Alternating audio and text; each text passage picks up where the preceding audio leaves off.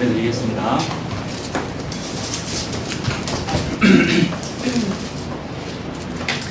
사도신경으로 신앙 고백하겠습니다. 나는 전능하신 아버지 하나님 천지의 창조주를 믿습니다. 나는 그의 유일하신 아들 우리 주 예수 그리스도를 믿습니다. 그는 성령으로 잉태되어 동정녀 마리아에게서 나시고 본디오 빌라도에게 고난을 받아 십자가에 못 박혀 죽으시고 장사된 지 사흘 만에 죽은 자 가운데서 다시 살아나셨으며 하늘에 오르시어 전능하신 아버지 하나님 우편에 앉아 계시다가 거기로부터 살아있는 자와 죽은 자를 심판하러 오십니다.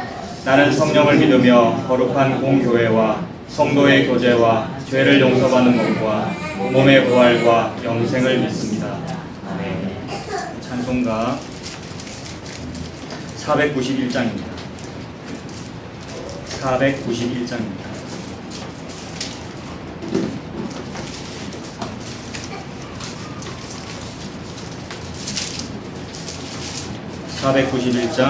저 높은 곳을 향하여 찬양하겠습니다. 저 높은 곳을 향하여 날마다 나아갑니다. 내 뜻과 정성 모아서 날마다 기도합니다. 내 주여 내 맘 붙드사 그곳에 있게 하소서. 그곳은 빛과 사랑이 언제나 넘치옵니다. 괴로움과 죄가 있는 곳 나 비록 여기 살아도 빛나고 높은 저곳을 날마다 바라봅니다. 내 주여 내 맘 붙드사 그곳에 있게 하소서. 그곳은 빛과 사랑이 언제나 넘치옵니다. 의심의 안개 거치고 근심의 구름 없는 곳 기쁘고 참된 평화가 거기만 있사옵니다. 내 주여 내 맘 붙드사 그곳에 있게 하소서. 그곳은 빛과 사랑이 언제나 넘치옵니다. 험하고 높은 이 길을 싸우며 나아갑니다. 다시금 기도하오니 내 주여 인도하소서. 내 주여 내 맘 붙드사 그곳에 있게 하소서. 그곳은 빛과 사랑이 언제나 넘치옵니다. 내 주를 따라 올라가 저 높은 곳에 우뚝 서 영원한 복락 누리며 즐거운 노래 부르리. 내 주여 내 맘 붙드사 그곳에 있게 하소서. 그곳은 빛과 사랑이 언제나 넘치옵니다. 아멘. 박희진 자매 기도하시겠습니다.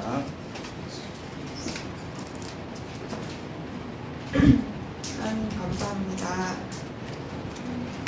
연약한 저희들을 이렇게 불러주셔서 주님 말씀 듣게 하시고 주님 복음의 말씀을 또 들으려 합니다. 우리의 지혜로는 또 나의 의로는 주님의 말씀을 이해하기 어렵지만 주님 주님의 그 성령의 힘을 입어서 주님의 말씀에 귀 기울여 듣게 하시고 우리는 긍휼히 여겨 주시옵소서. 또 이것을 말씀으로 그냥 지식으로 듣고 끝나는 것이 아니라 그 삶에서 주님의 말씀을 늘 마음에 두고 주님이 우리를 늘 인도하여 주시고 주님 없이는 하루도 살아갈 수 없는 연약한 존재임을 늘 잊지 않게 하여 주세요. 감사합니다. 예수님으로 기도합니다. 아멘. 하나님 말씀 보겠습니다. 미가서 5장 2절에서 15절까지. 미가서 5장 2절에서 15절까지입니다.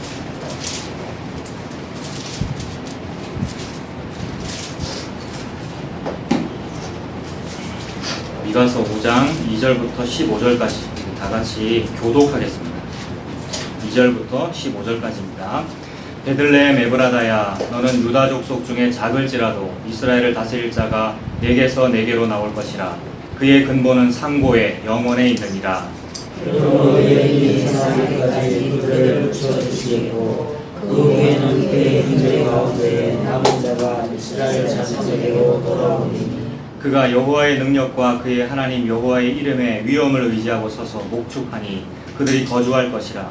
이제 그가 창대하여 땅 끝까지 미치리라. 이 사람은 평강이 될 것이라.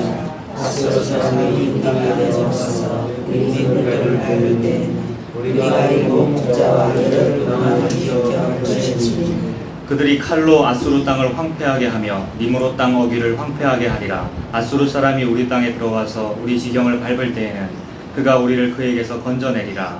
야곱의 남은 자는 하나님의 백성 가운데 있으니 그들은 여호와께로부터 내리는 빛을 받고 불리에 내리는 향기 같아서 사람을 기다리지 아니하며 인생을 기다리지 아니할 것이며 야곱의 남은 자는 여러 나라 가운데와 많은 백성 가운데 있으리니 그들은 수풀의 짐승들 중에 사자 같고 양떼 중에 젊은 사자 같아서 만일 그가 지나간즉 밟고 찢으리니 능히 구원할 자가 없을 것이라.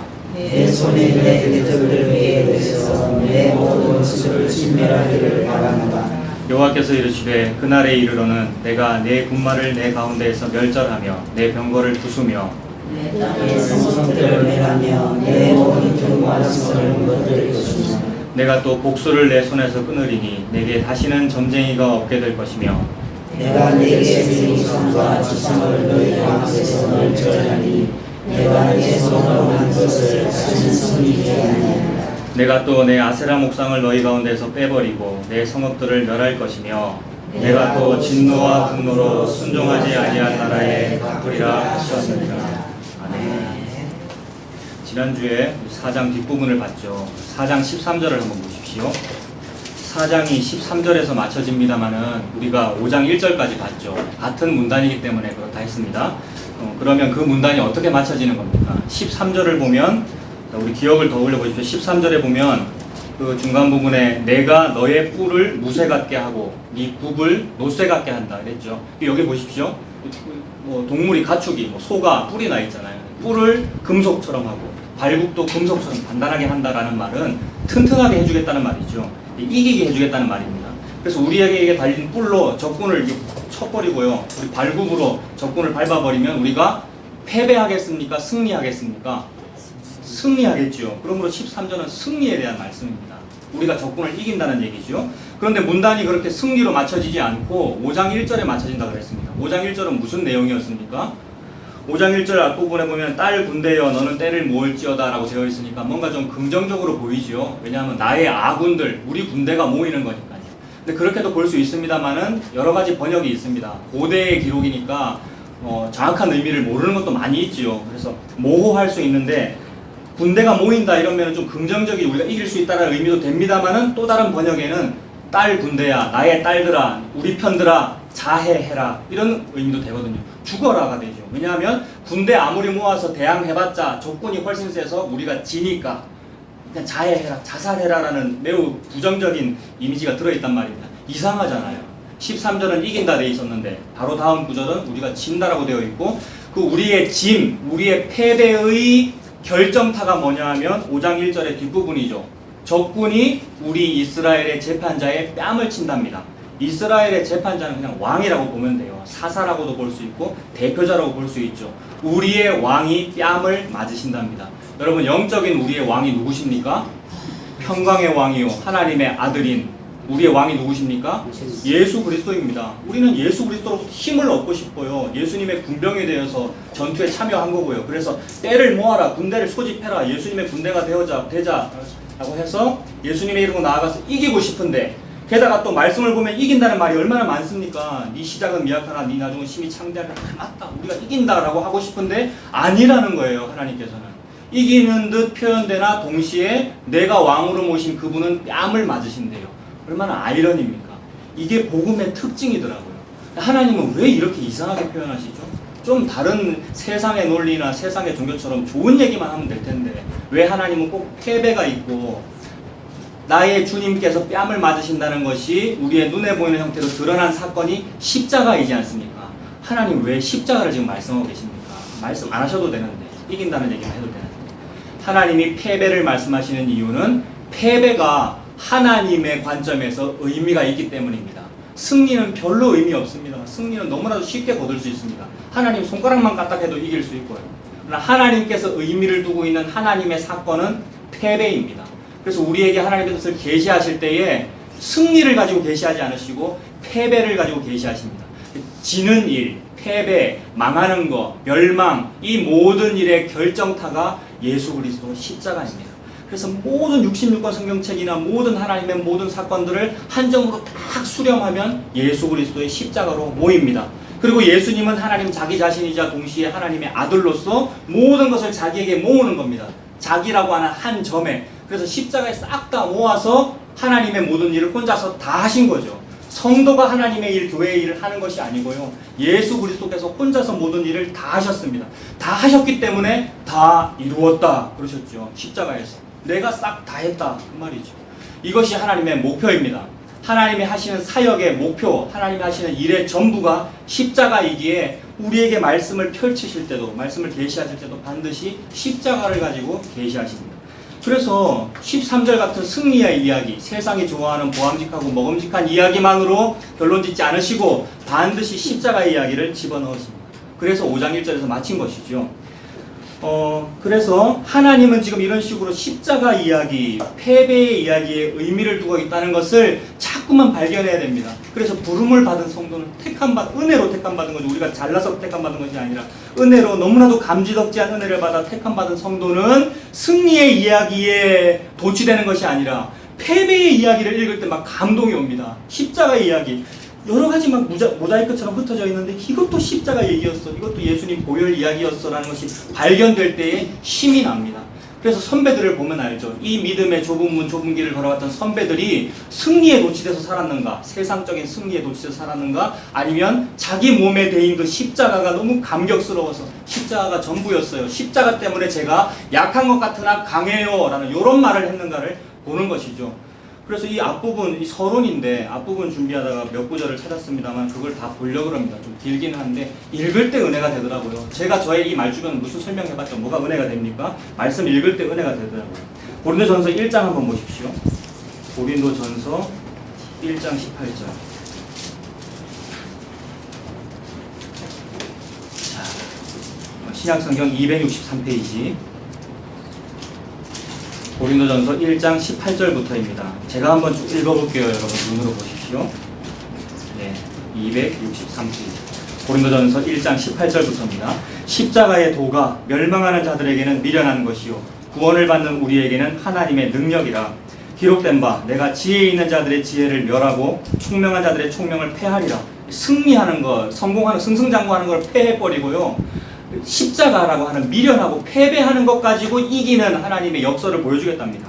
그래서 20절 보십시오. 지혜 있는 자가 어디 있느냐, 선비가 어디 있느냐, 이 세대의 변론가가 어디 있느냐. 하나님께서 이 세상의 지혜를 미련하게 하신 것이 아니냐.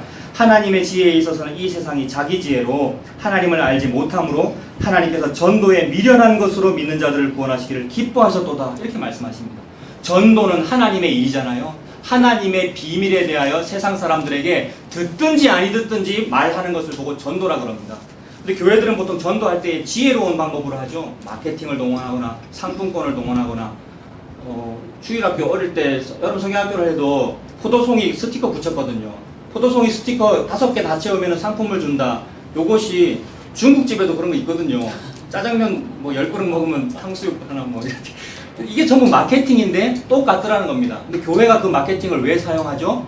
무슨 뭐 우리가 사탄을 섬기기 위해서 세상에 사탄적인 마케팅 방법을 도입한 겁니까?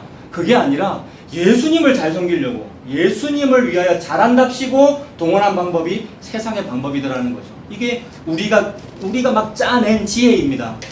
교역자 회의를 하든 교회에서 무슨 전략 회의를 하든 막 중직자 모여서 교회 발전 방안을 연구하는 무슨 회의를 하고 원래를 하고 난리를 합니다만은 전부 다 막 지혜를 짜요. 어떻게 하면 우리 교회가 좀 부흥할까? 어떻게 하면 우리가 기독교 안에서 이름을 내고 세상에 영광되는 삶을 살아가지고 더 많은 사람들 전도할까? 지혜를 짭니다만은 하나님은 그 짜낸 그 지혜로 일하지 않으신다는데, 말씀은 지혜로 일하지 않으신다는데, 미련한 것 가지고 하나님의 일을 하신다는데 우리는 거꾸로 하더라고요.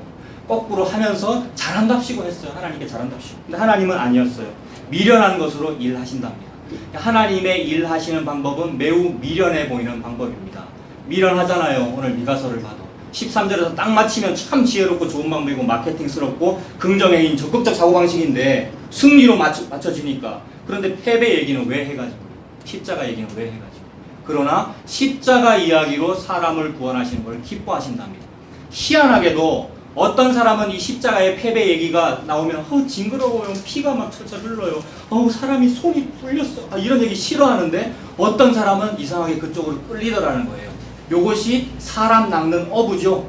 사람 낚는 어부는 자기가 미끼를 잘 썼거나 어업을 하는 이 어업 기술이 좋아서 낚아진 것이 아니라 이 어업을 시키신 분이 시킨 방법대로 했더니 이상하게 사람이 낚여 옵디다. 나는 아무것도 안 했는데. 난 십자가 얘기만 했는데. 그래서 십자가라고 하는 것이 유일한 미끼가 되어가지고, 미끼라는 말, 사람을 낚는다는 말이 오늘날은 별로 좋은 말이 아니거든요. 젊은 친구들은 낚는다 이러면 사기친다는 뜻이잖아요. 그래서 보이스피싱이라는 말이잖아요. 이게. 그런 뜻은 아닙니다만 전도의 방법이 비슷하다는 거예요. 그래서 많은 지혜로운 사람들, 선비나 변론가나 이런 유명한 사람들은 잘 안 걸려드는데 이상하게도 어떤 사람은 복음에 가서 붙더라는 거예요. 왜 그러냐 하면 전하는 사람의 지혜나 교회의 시스템이나 기획이나 이벤트나 프로그램이 그 사람을 전도한 것이 아니라 전능하신 분이 자기가 전도하고 싶은 사람만 전도하고 있구나를 보여주고 있는 겁니다. 전능하신 분이 여호와 하나님께서 전도하고 싶은 사람이 정해져 있어요. 하나님은 자기 마음대로 지옥 보낼 사람을 지옥 보내고 천국 보낼 사람을 천국 보냅니다. 하나님 이렇게 하셔도 됩니까? 독재 아닙니까 여러분? 하나님 이렇게 하시면 우리가 촛불 집회 해야 되잖아요. 하나님 그 따위로 하나님 하시면 안 됩니다. 갈아치워야 되겠습니다. 해야 되잖아요. 근데 이거는 민주주의에서나 있는 일이고 하나님은 아니란 말입니다. 하나님은 자기 마음대로 어떤 사람은 지옥 보내고 어떤 사람은 천국 보낼 권한이 있으십니다. 이걸 믿으십니까? 전적 타락을 믿는다면 우리 대한예수교 장로회거든요. 우리는 대한예수교 장로회고 대한예수교 장로회 헌법에 따라서 움직이거든요. 헌법책의 대전제가 전적 타락을 대전제로 하고 있거든요. 장로교회다 이러면 우리는 전적으로 타락했어요가 우리 사상, 우리 신앙의 출발입니다. 전적으로 타락했으니까 나는 전적으로 무능력하다는 말입니다. 무능력한 사람이 어떻게 시비를 걸어요, 하나님께. 무능력한 사람이 하나님 그렇게 사람을 구원하시거나 그렇게 지옥 보내시면 안 됩니다. 사람들 중에 요 사람은 11조를 좀 많이 했고 저 사람은 주일 성수를 좀 많이 했고 저 사람은 주일 성수를 안 했으니까 주일 성수 안 한 사람은 지옥 보내시고 잘한 사람은 천국 보내셔야지요 라고 항의할 권한이 우리에게 없다는 말입니다. 이거를 법적으로 학적으로 표현한 말이 전적 무능력. 전적으로 무능력하면 말할 능력이 없잖아요. 이거 이해되십니까? 그래서 우리 장로교회의 헌법의 대전제가 나는 전적 무능력입니다. 그러면 나가 전적 무능력하면 자아 할 때 이걸 나의 정반대말은 예수거든요. 나가 전적 무능력하면 나의 정반대인 예수는 전적 뭡니까? 전적 능력입니다. 그래서 구원의 방법은 뭡니까? 나를 믿거나 내 옆에 사람을 믿어가지고는 절대 구원을 못 받는 거예요. 또는 나나 내 옆에 사람이 모인 그 교회를 믿어가지고는 구원을 못 받는 거예요. 전적 무능력이고 전적 무능력들이 모인 단체가 무슨 힘이 있다고요. 그리고 전적 무능력들이 만든 그 사상과 그 종교가 무슨 힘이 있다고 그 종교를 믿어가지고 교회를 천국을 갑니까? 그리고 그 종교가 불교나 이슬람교나 이러면 당연히 천국은 못 갑니다만은 그 사상들이 만든 종교가 기독교라고 해도 그것이 종교면은 구원을 이룰 능력이 없단 말입니다. 전적 무능력이니까. 그래서 구원을 받으려면 뭘 해야 됩니까? 정적 능력인 그분을 봐야 되는 겁니다. 나는 전적 무능력, 그리고 전적 타락, 그럼 그분은 전적 능력, 전적 의지요. 그래서 예수 하나님의 공의. 나는 아무리 착한 일을 해도 나에게는 의가 없어요. 아무리 착한 일을 해도 불의. 그러니까 모든 인간은 지옥 가는 것이 맞습니다.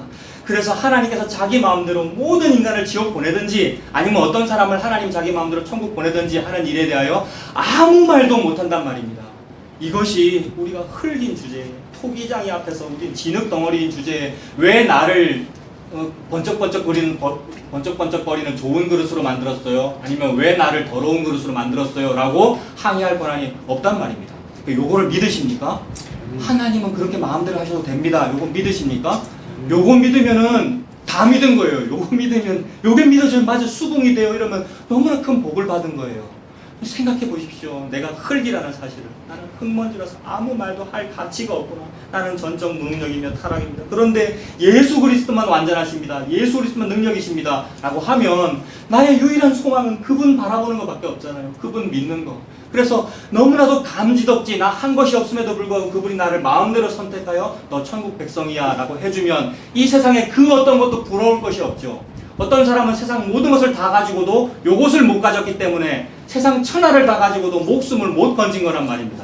그게 덩케르크 영화에서 죽는 그 장면, 저는 그렇게 딱 오버랩이 되던데요. 죽는다는 의미는 그런 의미예요. 무슨 수를 써서라도 살아날 수가 없는데 구원의 방주에 탔잖아요. 근데 어떤 사람은 구원의 방주 배 군함에 타는 얘기 나오지 않습니까? 군함에 타도 구원 못 받는 그런 일도 있었잖아요. 그 정도로 힘든 일인데 나는 본토에 도착했다. 본향에, 영국 본토에. 덩케르크요. 보십시오. 오늘 영화 얘기 너무 많이 했는데 꼭 보십시오. 좋은 영화입니다. 실화고. 나는 본토에 도착했다. 이 나그네 길을 끝내고 천국에 도착한다라는 이 은혜, 내 공로는 전혀 되지 아니하고 그분의 100% 그분 홀로 다 이루신 이 능력으로 내가 천국에 가게 됐다. 너무나 큰 은혜지요. 그래서 천하 만국을 못 가져도 요거 하나 가지면 전 우주를 다 가진 겁니다. 여러분 이거 다 가지셨습니까? 전 우주를 가진 사람 얼마나 행복한데요, 여러분. 전 우주를 다 가지면 행복하잖아.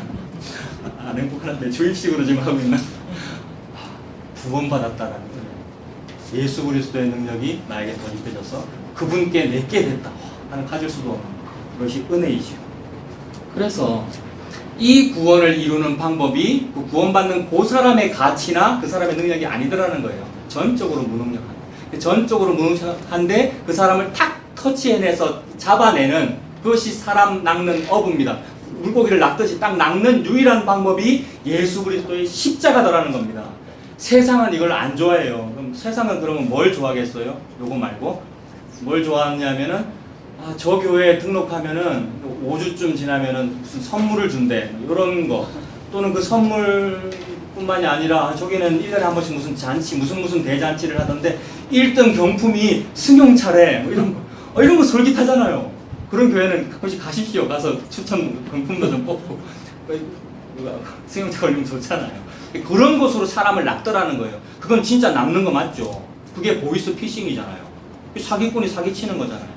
그런 것으로는 사람들이 참 괜찮은 방법이다, 지혜로운 방법이다라고 갑니다만은 하나님께서 하시는 이 전도의 방법은 미련한 방법입니다. 십자가의 이야기.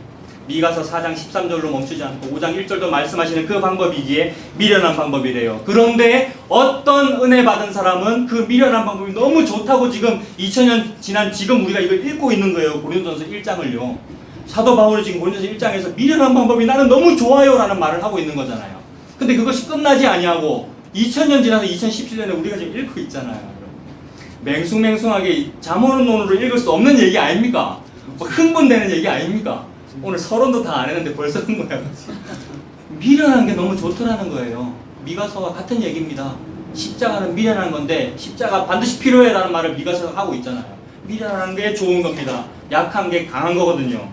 그래서 전도에 미련한 것으로 사람 구원하시길 기뻐하셨도다. 하나님이 기뻐하시면 우리도 기쁜 거지요. 1장 22절도 보십시오. 유대인이나 헬라인은 전부 좋은 거 원해요. 삐까번쩍한 거, 보암직하고 화려한 거. 그래서 유대인은 표적을 구하고 헬라인은 지혜를 찾습니다. 오늘날에도 표적, 기적 얼마나 많이 구합니까? 지난 2000년간 해갖고 아직도 안 끝났어요. 지금도 새로운 교단이 자꾸 생기고 있는데 주로 이런 교단들입니다.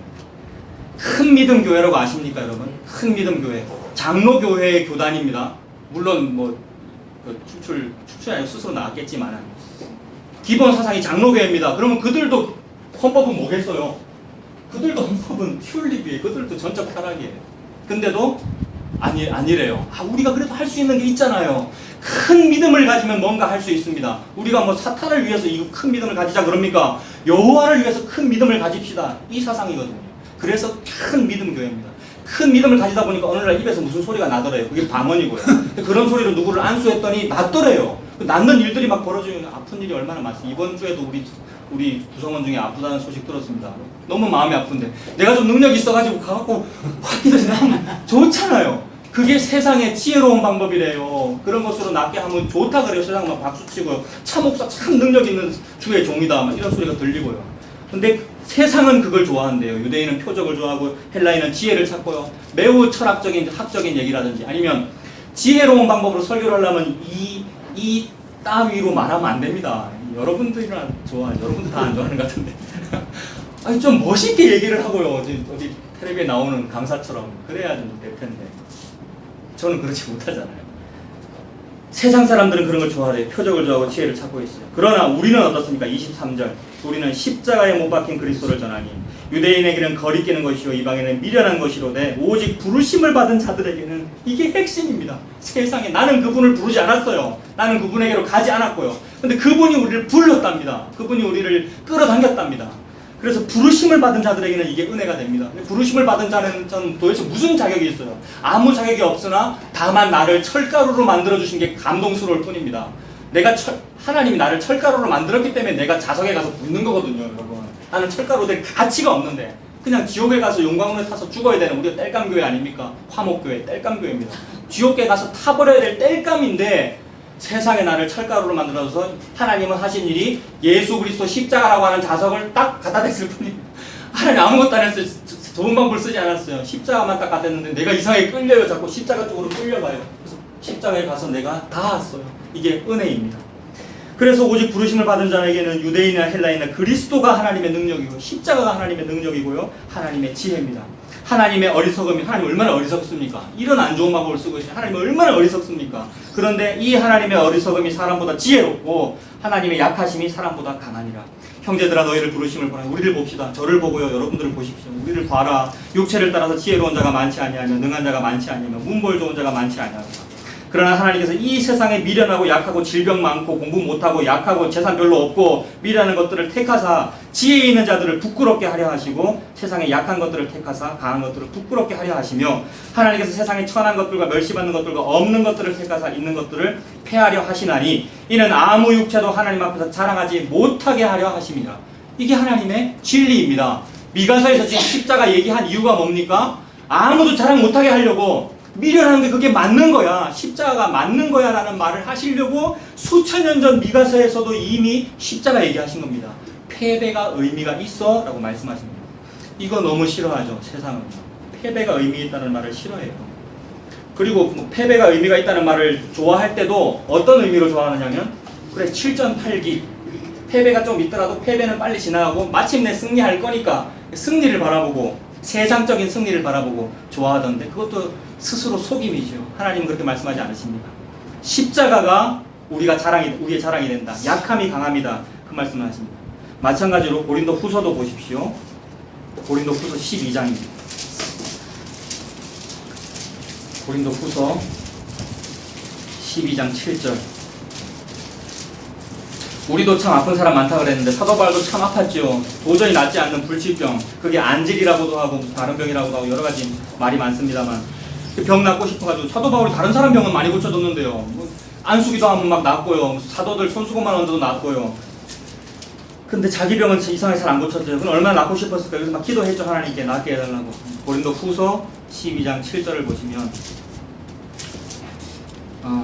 여러 계시를 받은 것이 은혜 받은 게 너무나 크므로 지극히 크므로 너무 자만하지 않게 하시려고 내 육체의 가시 곧 사탄의 사자를 주셨답니다. 육체에 가시가 있었대요. 자기 몸에 병이 있었단 말이죠. 그 병이 있었던 이유는 뭡니까? 이는 나를 쳐서 너무 자만하지 않도록 하려 하십니다. 그래서 무언가 약함이 있고 실패와 패배가 있는 것이 하나님께 오히려 영광이 되더라는 얘기입니다. 그래서 미가서에 패배가 있는 것이 하나님의 뜻을 이룸이야 라는 얘기를 일관되게 하고 계셔요. 어디에서는 좋은 얘기 했다가 어디에서 나쁜 얘기를 하고 있다가 아니라 일관되게 예수 그리스도 십자가 얘기만 하고 계십니다. 8절 보시면 이것이 내게서 떠나가게 하기 위하여 내가 3번이나 주께 간구하였더니 나에게 이르시기를 내 은혜가 너에게 족하도다. 이는 내 능력은 약한 데서 강한 거야 이렇게 말씀하십니다. 내 능력이란 약한 데에서 온전한 거야. 약함이 있어야 완성된다 이 말이죠. 그래서 미가서도 어떻게 해야 완성됩니까? 13절만으로 완성이 안 되고 5장 1절이 있어야 완성된다 이 말이죠. 예수 그리스도 십자가가 있어야 하나님의 뜻이 완성된다. 왜요? 예수 그리스도가 다 이뤘다 해야 다 이루어진 거거든요. 십자가 있어야 다 이루어진 거거든요. 그 어떤 유명한 목사나 성도나 무슨 장로나 직분자나 신학자가 뭘 열심히 해야 하나님의 일이 완성되는 것이 아니라 예수 그리스도가 십자가에서 내가 다 이뤘다 해야 완성되는 겁니다. 그래서 약한 데서 온전해지는 거야. 십자가에서 온전해지는 거야. 십자가가 약한 거잖아요. 죽는 거잖아요. 그래서 내 능력이 약한 데서 온전해짐이라 하시니라. 그러므로 도리어 내가 크게 기뻐한다. 여러분 이것으로 기뻐하십시오. 아프고 실패할 때 너무 많죠. 아플 그때에 기뻐하십시오. 내가 흙먼지가 맞구나. 내가 아픈 것을 보니까. 근데 실제로 여기 아픈 분이 계시는데 이 얘기를 하니까 인간적으로는 미안하나 인간적인 미안함이 타협입니다. 여러분 하나님 앞에서 그런 생각하지 마시고요. 나는 흙먼지가 맞구나. 나는 흙먼지가 맞구나. 약한 것이 이 약함을 통해서 하나님의 뜻을 이루시는구나. 이 믿음을 가지시길 바랍니다. 도리어 크게 기뻐함으로 나의 여러 약한 것들에 대하여 자랑하리니 이는 그리스도의 능력이 내게 머물게 하려 함이다. 그러므로 내가 그리스도를 위하여 약한 것과 병난 것, 아픈 것, 질병 걸린 것, 약한 것들과 능욕과 궁핍과 핍박당했죠. 박해와 권고를 기뻐하노니 이는 내가 약한 그때에 강함이다. 이렇게 말씀하십니다. 자, 마찬가지 맥락에서 이사야서 한번 보십시오. 이사야 6장.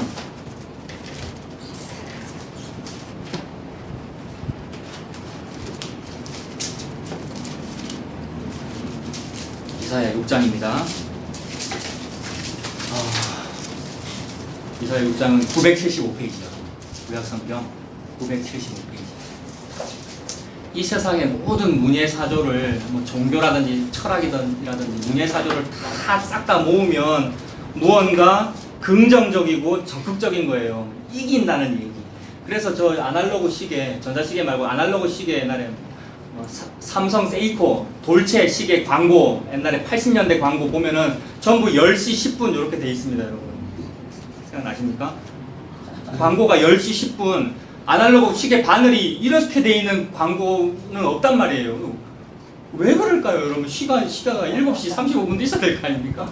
근데 그렇지 않고 전부 10시 10분 이미지 자체가 위로 올라간 걸 좋아해요. 승리, 뭔가 만세하는 듯한 이미지.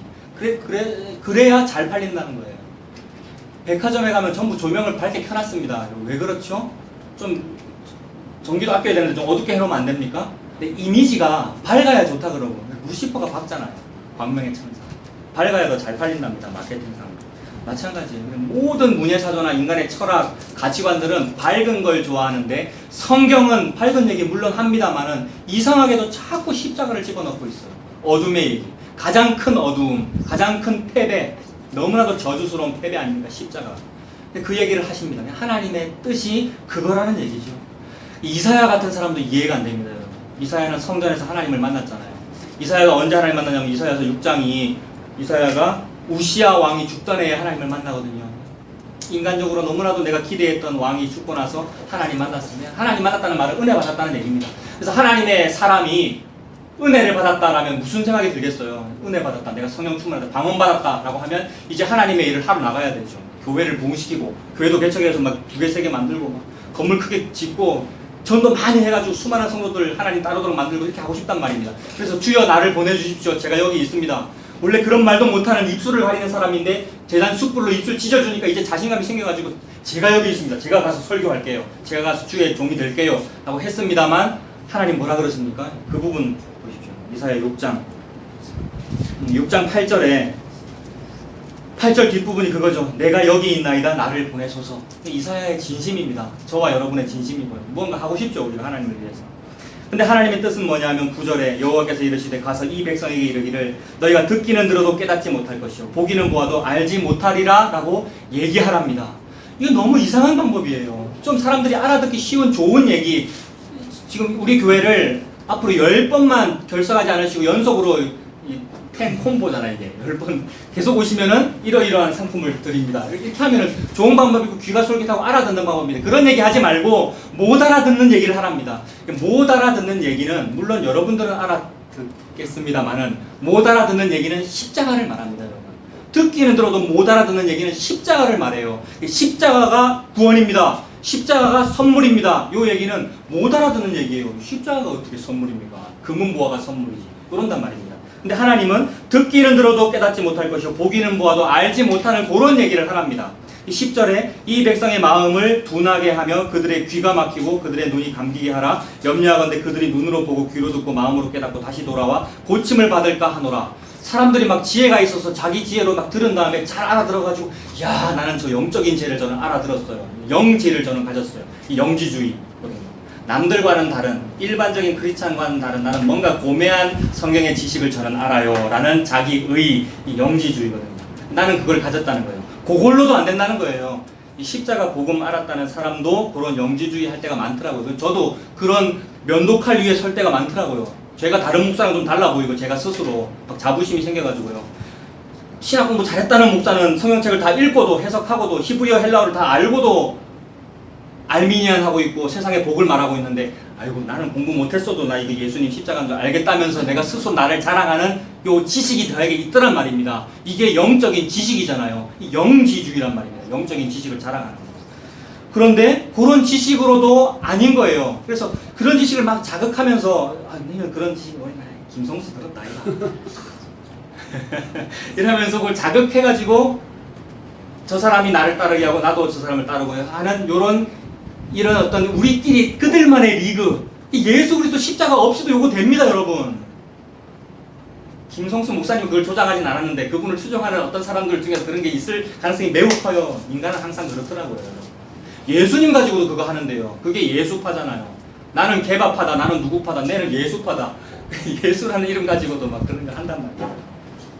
그런데 아니래요. 이사야 너 설교하려고? 이사야야 너 전도하려고? 전도는 요렇게 못 알아듣게 해 이 말이잖아요. 10절 못 알아듣게 해 라는 말은 그도 알아듣고 나도 알아듣는 영지를 얘기하라는 얘기가 아니고 영지를 얘기하는 건 우리끼리 노는 겁니다. 여러분 우리끼리 신선 노름하는 겁니다.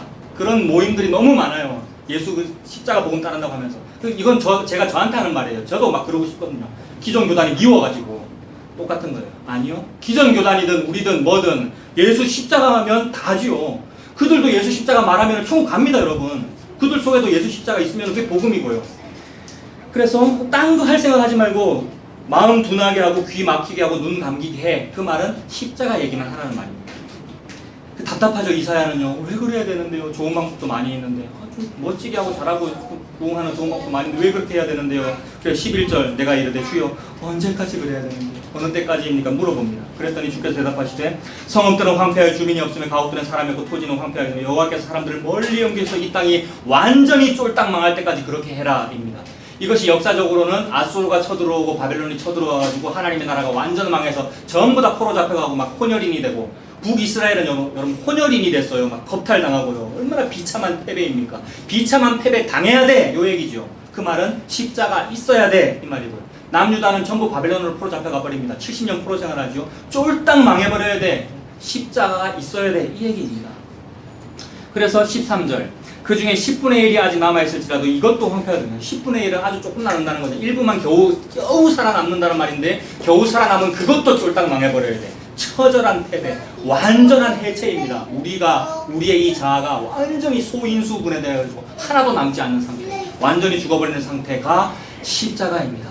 십자가를 좋아하는 사람이 어디 있을까요? 성도도 안 좋아하는데요. 교회도 십자가를 안 좋아하더라고요. 건물에는 십자가를 붙여놨는데 십자가 안 좋아하더라고요.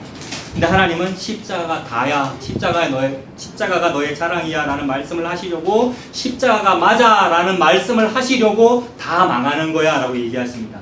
그런데 싹 다 망한다, 황폐하게 될 것이다, 밤나무와 상수리나무도 다 배임을 당한다. 근데 뭐는 남는다 요 얘기를 하셔요. 뭐가 남았습니까? 13절에 그루터기가 남네요. 근데 그루터기라는 말 자체가 좋은 말이 아닙니다.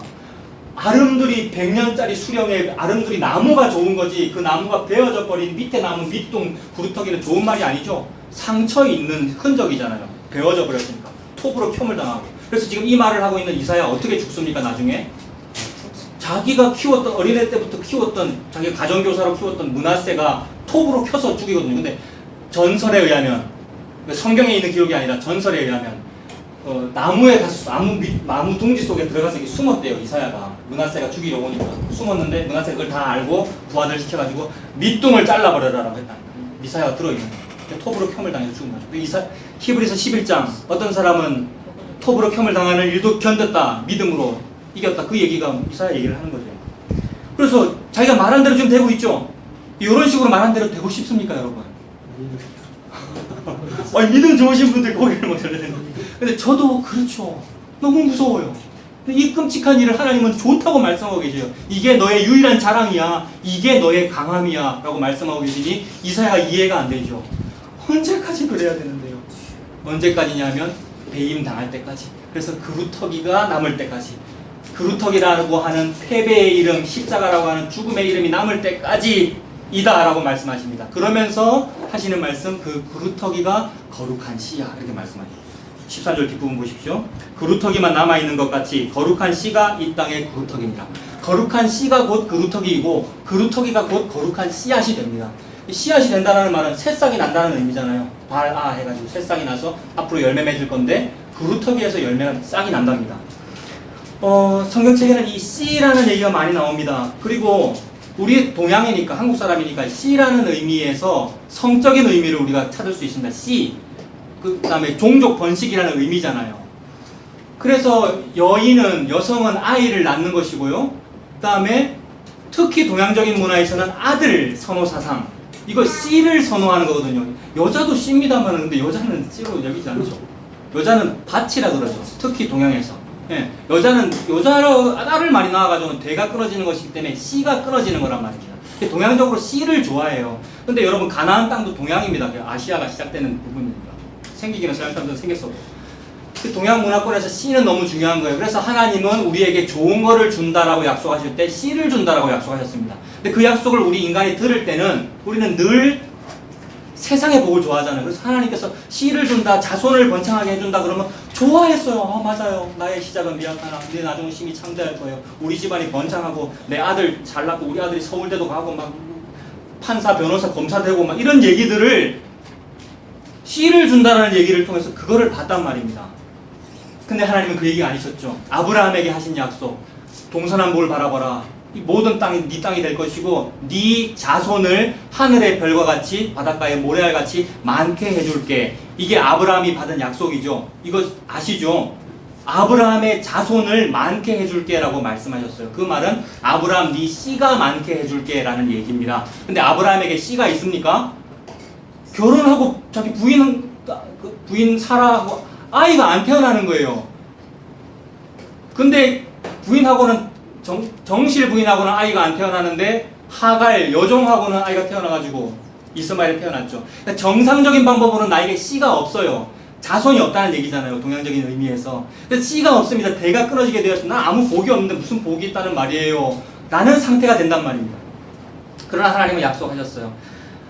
네 자손이 하늘의 별과 같이 바닷가의 모래같이 많게 해줍니다. 씨가 많아질 거다 얘기하셨습니다. 우리 인간적인 관점에서는 우리 인간의 눈에 보이는 세상적인 복이 많아지기를 바라는 것으로 그 약속을 사용했어요. 그래서 하나님 말씀 읽을 때 네 자손이 하늘의 별과 같이 바닷가의 모래같이 많아질 거다라는 요 말씀을 전부 우리의 육신상의 복으로 해석했었습니다. 그래서 나 잘 된다는 얘기로 해석했고 우리 집안 잘 된다는 얘기로 해석했고 우리 자녀들 잘 된다는 얘기로 해석했잖아요. 그렇지 않습니까? 그리고 그거 확대하면 우리 교회 잘 된다는 얘기로 해석했고 그거 더 확대하면 우리나라 잘 되는 것으로 해석했습니다. 그래서 이것이 우리나라 잘 되는 것으로 해석되려면 대통령의 종교가 뭐가 돼야 되겠어요, 여러분? 기독교가 돼야 되겠죠? 그래서 기독교인 대통령이 자주 있었잖아요. 그때마다 얼마나 크리스찬들이 좋아했습니까? 그리고 몰표 찍었고요. 그 장로님, 그분 대통령 되시라고요. 그리고 그런 단체 문자가 얼마나 많았는데요. 근데 요거를 지금 제가 소인수분해하고 있는 겁니다. 그렇게 덮고 넘어가도 되는데 크리스찬이 좋은 대통령은 좋은 일이잖아요. 덮고 넘어가도 되는데 한번 소인수분해 해보자고요. 소인수분해 싹 다 해보면 말씀을 루시퍼적으로 해석했기 때문에 그 사상이 나왔다 이겁니다. 과대 해석이 아니고요. 소인수분해를 해보니 우리가 번성할 거야 라는 해석, 말씀도 그렇게 해석이 가능하구나 라는 겁니다. 그렇기 때문에 일본 제국주의가 있었던 거예요, 여러분. 그렇기 때문에 히틀러가 번창했던 거고요. 똑같은 건데 이 일은 끝나지 않습니다. 일본의 식민 지배는 끝나지 않았어요. 우리 8.15 해방돼서도 여전히 일본이 또 다른 이름의 제국주의가 우리를 지배한단 말입니다. 그게 루시퍼지요. 이호야단이고요. 성도는 이것에 눈을 뜬 사람이어야 하는데 성도라는 사람들이 이런 소인수분해를 하기를 싫어하고요. 귀찮아요. 뭘 그렇게 분석을 하면 뭘 그런 식으로 예수를 믿어요. 복잡하게 그러지 않고 덮어놓고 믿으면 되잖아요. 믿음만 가지면 된다면서요. 인수분해하니까 자손이 많다는 얘기도 그렇게 되더라는 겁니다. 근데 하나님의 의도는 뭐였죠? 네 씨가 하늘의 별과 같이 많게. 이 얘기 무슨 얘기였죠? 씨, 자손이 하늘의 별 바다 모래처럼 많으려면 자손이 단수면은 안 되고 복수해야 되지 않습니까? 자손이라는 단어, 씨라는 단어가 씨들이 많아질 거야. 집사님의 자손들이 많아질 거야. 이렇게 얘기를 해야 되는데 자손들이라고 하지 않고 하나님은 단수를 사용하시더라는 말입니다. 그렇다면 하나님 무슨 의도가 있으시네요. 그 부분이 갈라디아서 3장입니다. 여러분 한번 보십시오. 우리 오후에 갈라디아서 볼 겁니다만 갈라디아서 3장 한번 보십시오. 갈라디아서 3장 16절 빨리 보겠습니다. 305페이지.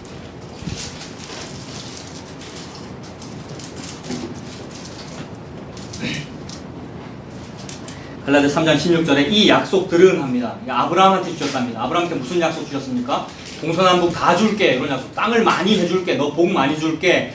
너를 축복하는 자에게 복을 내리고 너 복 많이 받을 거야. 이런 얘기. 게다가 자손이 하늘의 별과 같이 바닷가 모래같이 많아질 거야. 요 복 다 줄게. 라고 약속하셨죠. 그 약속들은 아브라함과 그 자손에게 하신 말씀인데 여럿을 많이 준다고 해놓고는 여럿을 가리켜 자손들이라 하지 아니하시고 자손들이라 하지 아니하시고 오직 한 사람을 가리켜 네 자손이라 하셨으니, 그러니까 자손들이라고 복수로 하지 않고 자손이라고 단수로 말씀하셨으니 이거는 뭔가 특이한 의도가 있는 표현이다 라는 말입니다. 사도 바울이 수천 년 뒤에 이걸 해석하기를 그 말씀 속에 특이한 의도가 있었어. 남들은 다 자손들이라는 복수를 좋아하는데 하나님은 그런 많은 숫자가 많은 복을 말하는 게 아니라 한 데나리온만 말씀하시더라는 거예요. 월급 많이 받는 거 좋아하는데 우리는 꼴랑 땡전 한 푼 한 데나리온만 딱 말씀하시더라는 겁니다. 그래서 단수로 자손이라고 말씀하셨대요. 근데 그 자손들이나 자손이라는 말에 숫자 1 붙어 있잖아요. 제 성경에 숫자 1 붙어 있는 숫자 그게 뭡니까? 각주가. 헬라 말로 씨라는 뜻이라네요. 똑같은 얘기죠. 씨, 아까 그루터기가 씨다 그랬잖아요. 하나님이 그루터기가 거룩한 씨야. 하나님은 계속해서 모자이크처럼 말씀을 막 흩으셔가지고 이상하게도 사람들이 못 알아듣는 방법을 통하여 자꾸 뭐 잘 안 되는 얘기를 하고 계시고, 게다가 뭐 복을 많이 줄게라는 얘기, 이거는 우리가 귀가 솔깃할 만한 얘기죠. 자손들이 많아진다는 얘기니까. 근데 그 얘기도 소인수분해를 해봤더니 잘 된다, 복 준다는 그 얘기도 뭐 준다는 얘기였어요. 자손이라 단수를 말씀하셨으니 그 자손은 곧 3장 16절에 집사님 뭡니까? 3장 16절에 그 자손 단수를 말씀하신 그 자손이 뭡니까? 그리스도다. 그래서 거룩한 씨만 남아야 돼 라는 그 얘기와 다 합해서 예수 그리스도의 십자가 너의 희망이야 라는 얘기를 이런 식으로 말씀하고 계신 겁니다. 어떨 때는 패배를 통해서 말씀하시고 어떤 때는 너의 자손들이 번창할 거야 라는 말씀을 통해서 두 말씀이 다 뭐만 말씀하고 계시는 거예요? 예수 십자가만 말씀하고 계십니다. 근데 우리는 절대 예수 십자가로 해석하지 아니하고 내 소견에 옳은 대로 해석해요. 그래서 패배의 말씀을 하시면 이거는 나 말고 예수 안 믿는 사람의 패배, 이렇게 막 해석하고, 복을 말씀하시면 이거는 우리의 복, 이렇게 각기 자기 소견에 옳은 대로 해석을 하고 있지요. 그러나 하나님은 하나님 소견에 오르신 대로만 해석하시고 말씀하십니다.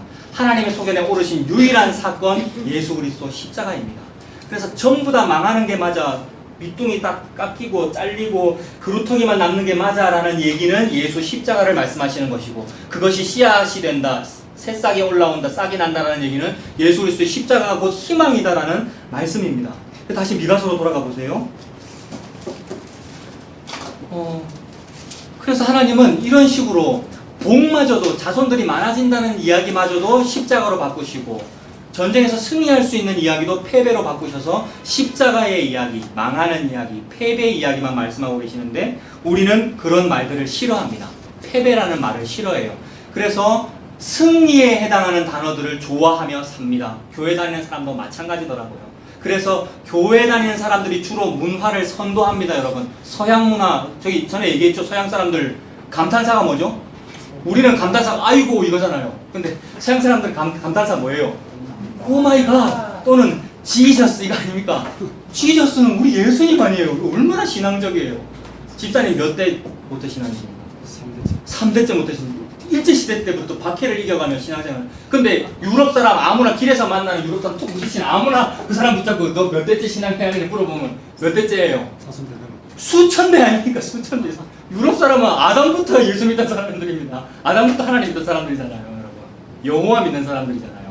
물론 뭐 포스트 모더니즘이고 이상하게 예수 믿습니다만은 그래서 제가 무슨 얘기를 하려고 그래서 무슨 얘기 하려고 했냐면 그 사람들 기본 문화 기저 자체가 기독교 문화라 이겁니다. 근데 기독교가 문화를 선도하고 있는 거예요. 그래서 선진국이 어딥니까? 서양이 선진국이잖아요. 믿음의 사람들이 문화를 선도하는 것 같아요. 미국이 선진국이라 그러는데 미국이 서양입니다. 영국에서 건너간 거 아닙니까? 그래서 기독교가 문화를 선도하는데 그 문화를 선도하는 기독교가 문화를 선도하니라고 최고로 많이 해야 되는 말은 뭐여야 합니까, 여러분? 기독교가 진짜로 이 지구, 우주를 선도하기 위해서 나를 따르라라고 하면서 최고로 많이 얘기해야 되는 얘기가 뭡니까?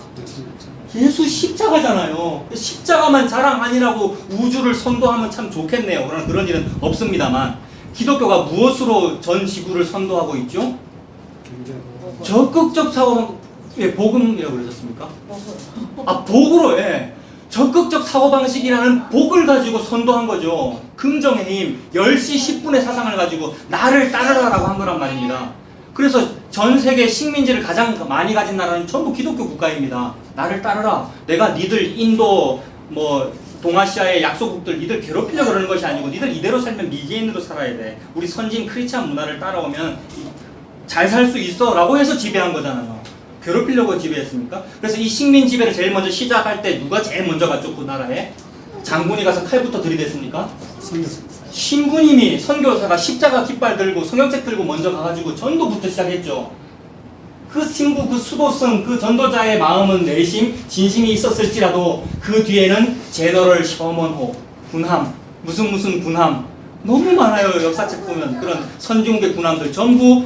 그래서 그 군함을 타고 갔던 그 신부님 또는 목사님은 뭐예요? 직업이? 군목입니다. 군목 제도가 그거예요. 군함에 소속된 목사로서는. 그래서 일단 형식적으로는 성경책 내밀고 전도했단 말입니다. 옛날 스페인이 잉카 제국을 지배할 때도 마찬가지예요, 여러분. 제일 처음에 뭐 했느냐면 선교사가 먼저 가가지고 잉카 제국의 그 황제에게 성경책을 들이밀었는데 성경책을 볼 줄 압니까? 잉카 제국의 황제가. 성경책을 제대로 펴지도 못해가지고 어떻게 여는지 몰라서 막 이렇게 했다가 몰라가지고 떨어뜨렸대요. 떨어뜨렸는지 아니면 하찮게 여기서 던졌는지. 근데 던지는 걸 보자마자 분노하죠. 어디 감히 하나님의 말씀을 던져. 그래서 이 사람이 주워가지고 돌아와서 장군님 보였습니까? 복음 전했는데 안 받아들입니다. 하나님의 말씀을 던졌습니다. 그래? 그러면 적군 맞네. 하나님이 저거 죽이라고 명령하신 거야? 라고 해서 식민지로 지배한 거거든요. 그래서 형식적으로 볼 때는 얼마나 하나님 말씀대로 했고요. 하나님의 뜻대로 일을 한 것입니다만은 살인이죠. 부당한 지배고요. 그래서 스페인 군대 130명인가 매우 적은 숫자가 잉카 제국 8만의 군대를 이겨버렸어요. 어떻게 이길 수 있었을까? 잉카 제국은 돌멩이 들고 있었고 스페인은 총을 들고 있었어요. 이게 기독교 국가의 역사더라고요. 지금 제가 무슨 얘기하고 있습니까? 기독교라는 사상이 이김을 좋아하더라는 얘기를 지금 하고 있는 겁니다.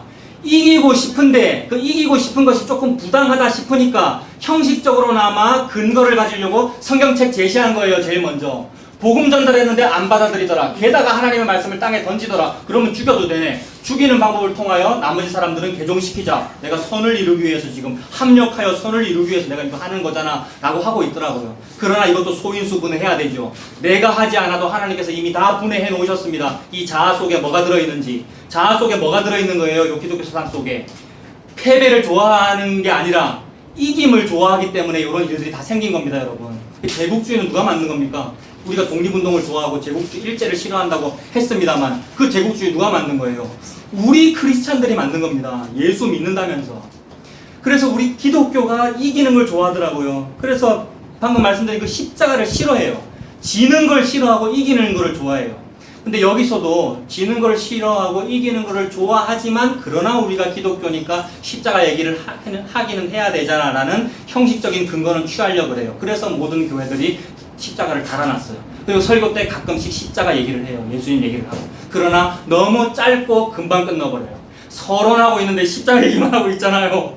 길게 해야 될 건데 십자가 얘기를. 십자가 얘기를 너무 짧고 빨리 끝내버리고 왜 빨리 끝낼까요? 십자가 얘기는요. 초신자 때 하는 거거든요. 빨리 졸업해야죠. 4주나 5주 빨리 졸업하고 등반해야죠. 등반해서 집사 장립하셔야 돼요. 집사 직분 받으셔야 돼요. 요람에 이름 오르셔야 되고 본사 장로도 되셔야 돼요. 십자가를 빨리 졸업하고 형식적으로 한 달 빨리 졸업하고 그 뒤에 무슨 얘기 하고 싶어서 그럴까요? 여러분 교회들이 십자가 뒤에 뭐가 있습니까? 부활이 있다 보니까 부활 얘기하고 싶어서. 부활은 부흥과 동의어가 아닌데 부활은 십자가와 동의어입니다. 승리는 패배와 동의어입니다. 예수 그리스도 안에서 십자가 죽음이 생명과 동의어이지 부활이 부흥하고 동의어가 아닌데 너무나도 많은 크리스찬들과 성직자들, 목사님들은 부흥과 부활을 동의어로 사용하십니다. 그래서 예수님께서 십자가의 그 고통을 이겨내시고 3일 만에 부활하셨으니 우리 교회도 부활합니다. 여러분도 부활합니다. 그 말을 진짜로 그 죽음에서의 생명의 부활로 일어나는 그 부활로 말씀하지 않고 부흥한다, 일어난다, 적극적 사고방을 가지세요, 하면 된다, 할 수 있다 정신을 가지세요 라는 말로 사용하더라는 거예요. 이것이 하나님에 의하여 소인수 분해되어서 드러난 겁니다. 불꽃처럼 감찰하는 눈에 의해서 숨길 수 없이 다 드러난 거예요. 우리 속에 있는 이기고 싶은 열정, 이기고 싶은 마음. 그래서 오늘 본문에서도 어떤 단어들을 좋아하느냐 하면 그 5장 5절에 보면 아수르라는 말이 있는데 5장 5절에 아수르라는 말이 있는데 하나님은 이 아수르를 죽여야 될 존재로 단어로 사용하십니다. 그래서 앞으로 니들이 아수르를 이길 거야. 그리고 지금 예수 그리스도를 말씀하고 계시는데 예수 그리스도라고 하는 그 왕의 지도를 받아서 왕의 인도함으로 너희들이 군대가 되어 아수르를 이길 거야 라는 말씀을 하고 계시는 맥락인데 그런데 그 아수르와 싸워 이겨야 되는 그 군사들, 즉 그리스도의 군사로 부름받은 우리들은 사실 내심 그 아수르를 좋아한다 이 말입니다. 그래서 십자가는 싫어하고 아수르는 좋아해요. 그래서 우리가 광야 생활 40년은 싫어요. 우리는요. 광야 생활 40년도 싫고 가나안 땅은 싫습니다. 실제로 광야로 나왔던 출애굽 백성들이 그랬어요. 여러분. 광야 생활은 싫어요. 왜냐하면 만나가 싫거든요. 메추라기가 싫어요. 만나가 싫어요. 광야에서 먹는 음식이 싫어요. 그럼 뭘 좋아합니까? 애굽에서 먹던 음식, 애굽에서 고기가 아마 곁에 앉아있을 때는 가끔씩 고기도 먹었는데 라고 하면서 과거를 회상하면서 우리의 과거가 뭔데요? 지옥이었습니다. 우리의 과거는. 근데 지옥에서 좋았죠. 지옥은 아수르고요. 아수르라고 하는 것은 대도시 문명을 말합니다. 그 아수르 다음에 그 6절에 보시면 6절에 아수르 땅이라는 단어가 있고 또 다른 땅이 나오죠, 여러분. 아수르 땅 다음에 나오는 단어 또 다른 땅 뭐 있습니까? 니므롯 땅이 있네요. 니므롯이라는 사람을 한번 찾아봐야 됩니다. 창세기 한번 보십시오. 창세기 10장.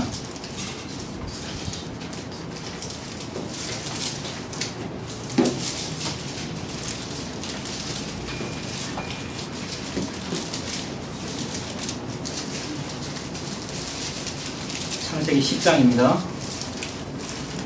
찾아놓으시고 제가 지금 무슨 얘기를 하고 있습니까? 하나님은 예수님 십자가 얘기만 하고 계신다라는 말입니다. 즉 하나님은 패배를 말씀하고 계신다 이 말입니다. 그런데 그의 백성인 우리들은 사람들은 패배가 아닌 승리를 좋아하더라는 얘기입니다.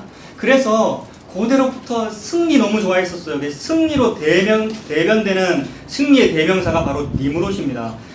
창세기 10장 보시면 10장 8절에 부스라는 사람이 또 니므롯을 낳았다는데 그는 어떤 사람이랍니까? 세상의 첫 용사래요. 처음이라는 말은 여기서는 아주 그레이트 이런 뜻입니다. 아주 훌륭한 위대한 용사. 우리는 위대한 용사가 되고 싶어요. 특히 용사들은 기독교 세계에 많습니다. 기독교의 이름 전부 막 용사가 되고 싶어가지고. 우리가 세상에서 산다는 것은 양이 되어가지고 이리한테 가는 거지 않습니까? 근데 우리는 양이 돼갖고 이리한테 가는 것이 아니고 사자와 막 호랑이가 돼가지고 이리한테 가는 거예요.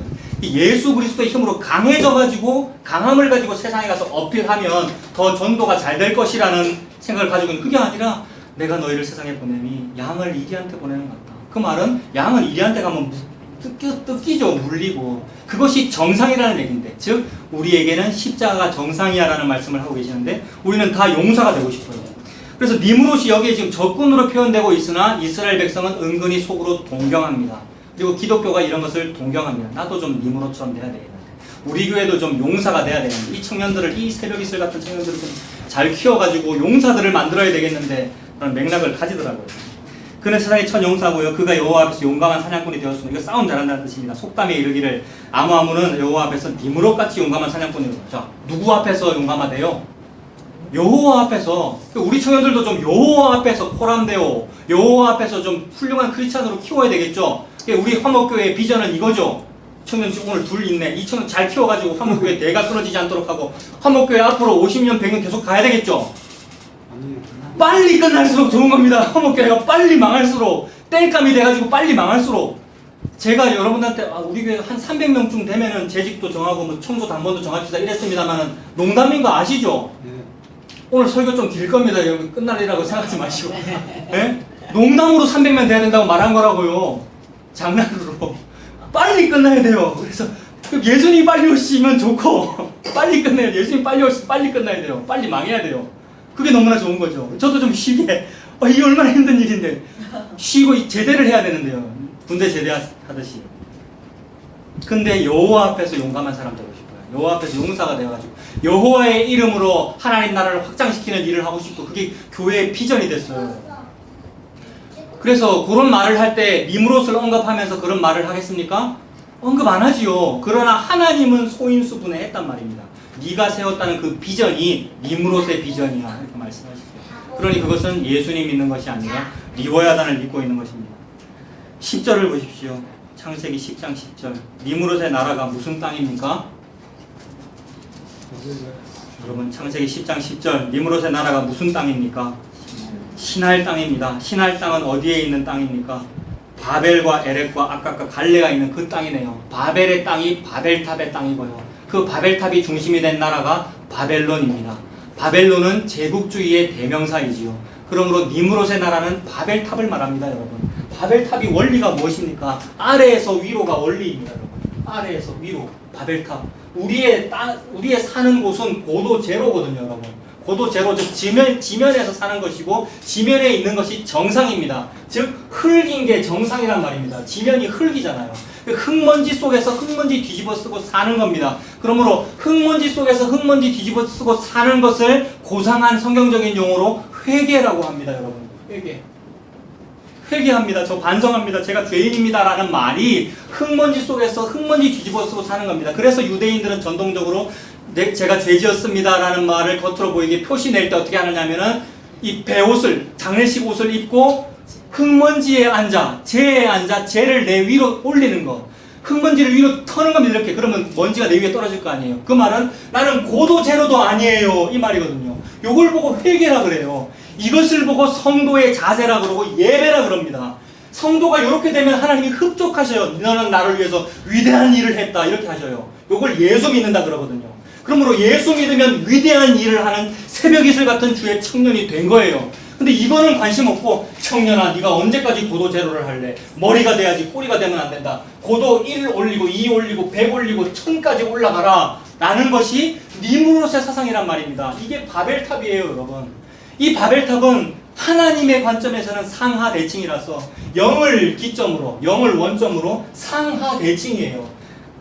우리는 중력이 있어서 위만 바라보고 살죠. 자꾸 위로 올라가고 싶죠. 그러나 하나님이 볼 때 상하 대칭이라서 밑으로 수직으로 내릴 수 있어요. 이렇게 올라온 바벨탑을 상하 대칭으로 밑으로 수직 하강시킬 수 있다고요. 바벨탑이라고 하는 것은 천정을 모르니까 천정부지라고 하죠. 천정을 모른다 이 말이지 않습니까? 그 말은 천정이 없다는 말이죠. 근데 이것을 그대로 상하 대칭을 시키면 뭐가 없겠습니까? 밑에서는. 위에서는 천정이 없는데 밑에서는 바닥이 없죠. 밑이 없잖아요. 바닥이 없는 동굴을 성경책에서 뭐라 그럽니까? 무저갱. 없을 무자 바닥저자. 바닥이 없는 수직갱도. 무저갱이 우리가 아는 쉬운 말로 뭡니까? 지옥. 그러므로 바벨탑에 올라간 것은 어디에 들어간 것입니까? 지옥에 들어간 것입니다. 하나님은 역설적으로 막 모자이크처럼 흩어가지고 전부 모으면 요 얘기를 하고 계시는 거예요. 성도라는 자가, 하나님의 백성 크리스찬이라는 자가 여기 있는 것이 정상이고 그것이 천국인데, 하나님께서 주신 대로 자족하고 사는 그것이 천국이 예수 믿는 건데, 그 예수라고 하는 지계표를 버리고 확장시키겠다고, 하나님 나라를 확장시키겠다고 자꾸 위에 올라간 거, 올라갈 때마다 뭐 했을까요? 예배 열심히 드렸어요. 1,000번째 했고요. 막 기도했고요. 서원했고요. 열심히 올라간 그것이 밑으로 내려간가요? 라는 얘기입니다. 지옥 간 거야? 라는 얘기예요. 그러다가 혹시 어느 날 다시 고도제로 돌아오면 그리워해요. 과거를. 옛날에 이때는 고기가 막 곁에 있었는데, 이때는 이런 것도 먹고 부추도 먹고 파도 먹고 오이도 먹었는데, 그게 무슨 얘기예요? 옛날에 애굽에 있을 때 그런 거 먹었다는 것을 그리워했다는 얘기가 지옥에 들어가 있을 때 참 좋았더라는 얘기죠. 그래서 어떤 사람은, 심지어 어떤 사람은 지금 이때는 이건 여기에는 뭐가 별로 없으니까 이 많았던 것을 그리워하며 이 좋은 거, 좋은 재산, 좋은 지위, 성공하는 거, 이것을 예수의 이름으로 달라고 여기서 기도를 하고 있단 말입니다. 이 얼마나 아이러니입니까, 여러분? 이 기독교가 이 얘기를 지금 하고 있는 중이거든요. 정상적인 기독교는 여기가 정상적인 기독교잖아요. 근데 일반적인 종교나 세상 기독교는 여기 가자는 얘기를 하고 있지 않습니까? 성직자들 여기 내가 먼저 갖고 나를 따르라. 표대를 향하여 나아가자는 말씀까지 인용해가면서 표대를 어디 꽂은 거예요, 그러니까? 표대를 이중 꽂은 거죠, 이쯤에. 예수님은 어디 계시는데? 여기 계시는데. 예수님이 표대인데.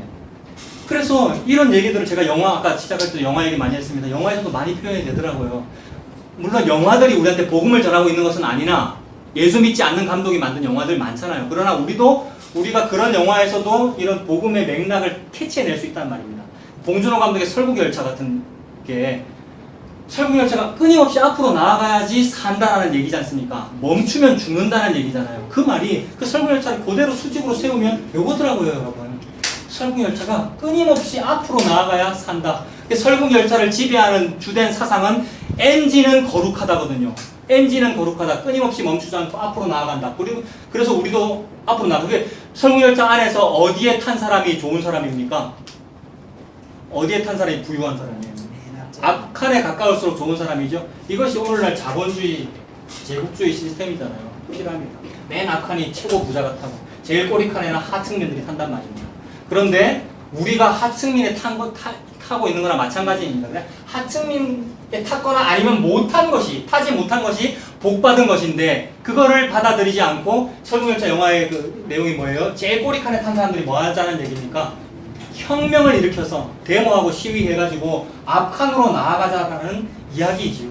그것이 바벨탑에서 앞으로 나아가자라는 이야기랑 똑같습니다.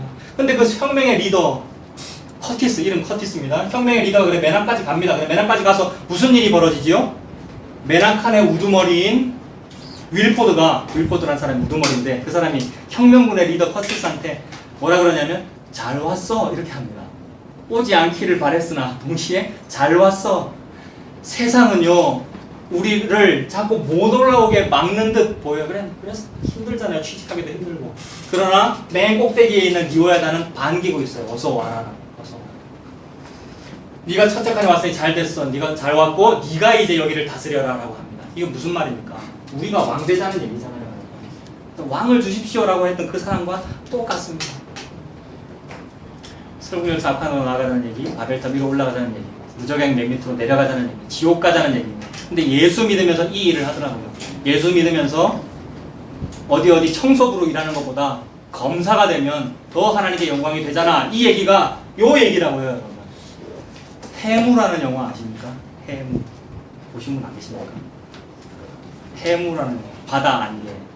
우리나라에 있었던 실화인데, 중국에서 미립국 하는 사람 많잖아요, 우리나라로. 서해안에서 어업을 하던 어떤 선장님이 돈벌이가 잘 안 되니까 그 선장님 배가 전진후대, 배 이름이 전진입니다. 뭔가 느껴지지 않습니까? 앞으로 나아가자. 설국열차 앞으로 나아가자. 위로 올라가자. 배 이름 전진입니다. 물고기 많이 낳고 싶어요. 베드로도 물고기 많이 낳고 싶잖아요. 근데 안 낚아집니다. 안 낚아지니까 어떻게 합니까? 중국에서 중국 사람들이 우리나라를 많이 미립국 하는데, 이 미립국을 내가 좀 도와주면 브로커로부터 큰 돈을 받을 수 있다. 전진하고 싶은 거예요. 돈벌이 많이 하고 싶은 거예요. 그래서 배에다 태웠는데, 중국 사람들 배에다 태웠는데 어창에다 태운 겁니다. 배 어창에다가. 근데 배가 낡아가지고 어창이 그거잖아요. 냉장고잖아요. 냉동실이잖아요. 프레온가스가 새가지고 다 질식해서 죽었다는 거예요. 수십 명이. 근데 이거 시체를 공개를 하면 자기가 잡혀갈 거 아닙니까? 미리국을 시도했으니까. 그래서 바다에다 버리는데 너무 잔인하게 버려요. 그냥 버리면은 시체가 떠내려가가지고 범죄가 발각될까봐 다 토막을 내거든요. 성경책에 나오는 얘기하고 비슷하죠. 사사기에도 그런 얘기 나옵니다. 자기의 범죄를 은폐하려고 토막을 내서 죽이는 실화입니다. 근데 결국 이 배가 돈벌이를 하고 싶어서, 즉 전진하고 싶어서 일을 시도했는데 돈벌이도 안 되고 전진도 안 되고 그만 배가 침몰하고 말아요. 배가 침몰하는데 그 선장이 배에 있는 그 줄에 몸이 감겨가지고 배와 함께 침몰한다는 얘기입니다. 근데 저는 그 영화를 보다가 여러분 졸리시죠? 저는 막 전율을 하게 되더라고요. 전진호가 이제 침몰을 하는데 배입니다. 배인데 배 이름이 보통 어디 적히죠? 이런 데 적혀 있잖아요. 전진이라고. 전진호가 침몰을 하는데 이렇게 돼가지고 이렇게 밑으로 침몰을 하는 장면이에요.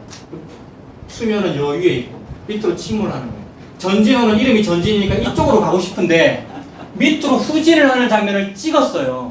감독이. 그 사람이 크리스찬인지 무적행을 아는지 아무 상관없어요. 그냥 그 장면에서 보이는 겁니다. 아, 전진은 전진하고 싶은데 밑으로 가는구나. 이게 기독교더라고요, 여러분. 크리스찬. 종교권 크리스찬은 이러고 있어요. 위로 올라가겠다고 전진이라는 이름을 붙였고요. 그래서 승승장구하고 싶고 모든 교회 이름 보십시오. 땔감이라고 이름 지은 교회가 있습니까, 여러분? 우리도 땔감이라고 하면은 이미지가 안 좋으니까 화목으로 바꾼 거 아니에요. 근데 한자로 보면 그것도 아니잖아요. 모든 교회 이름 보십시오. 전부 너무나 아름다운 이름. 행복한 교회, 넘치는 교회, 풍성한 교회, 사랑의 교회.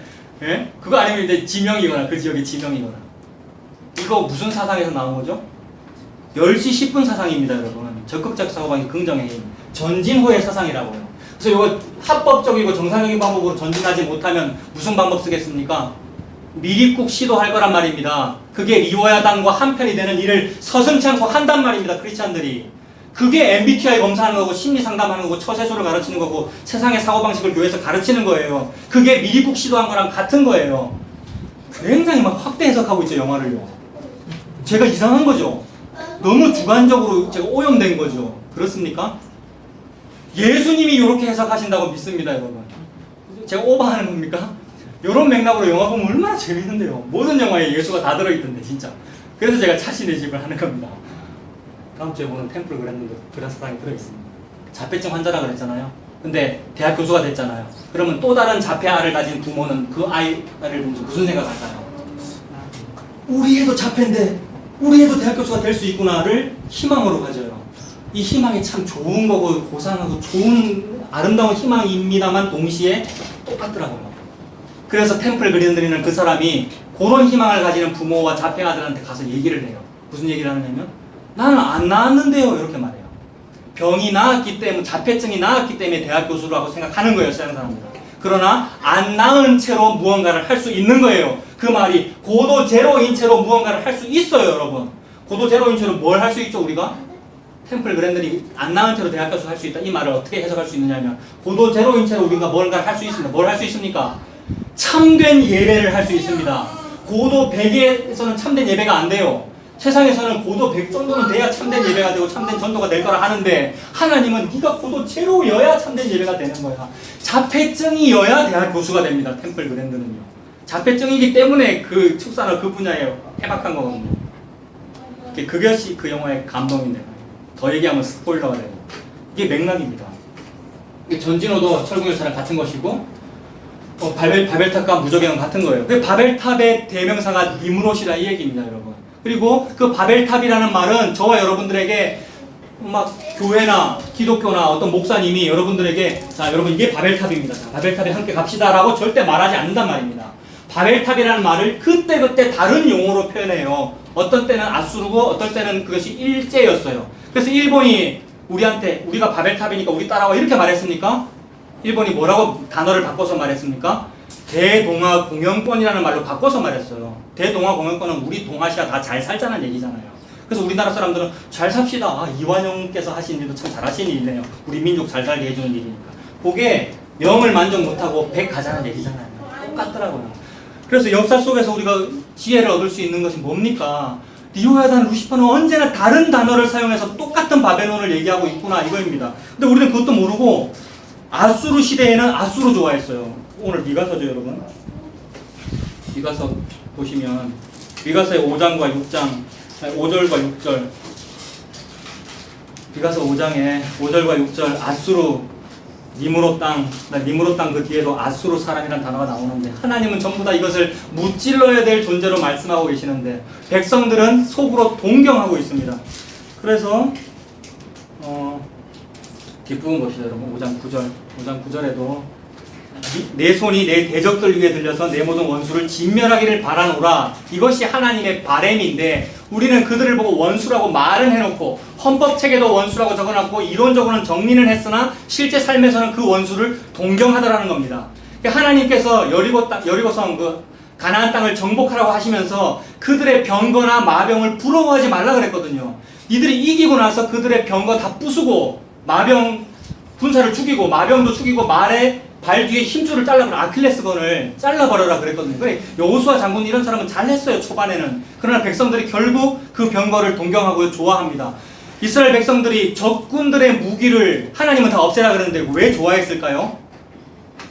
이스라엘 백성들, 이스라엘은 농기구로 싸우잖아요. 이스라엘은 칼도 변변히 제대로 없고. 근데 적군들은 철제 무기가 있고 병거가 있었단 말입니다.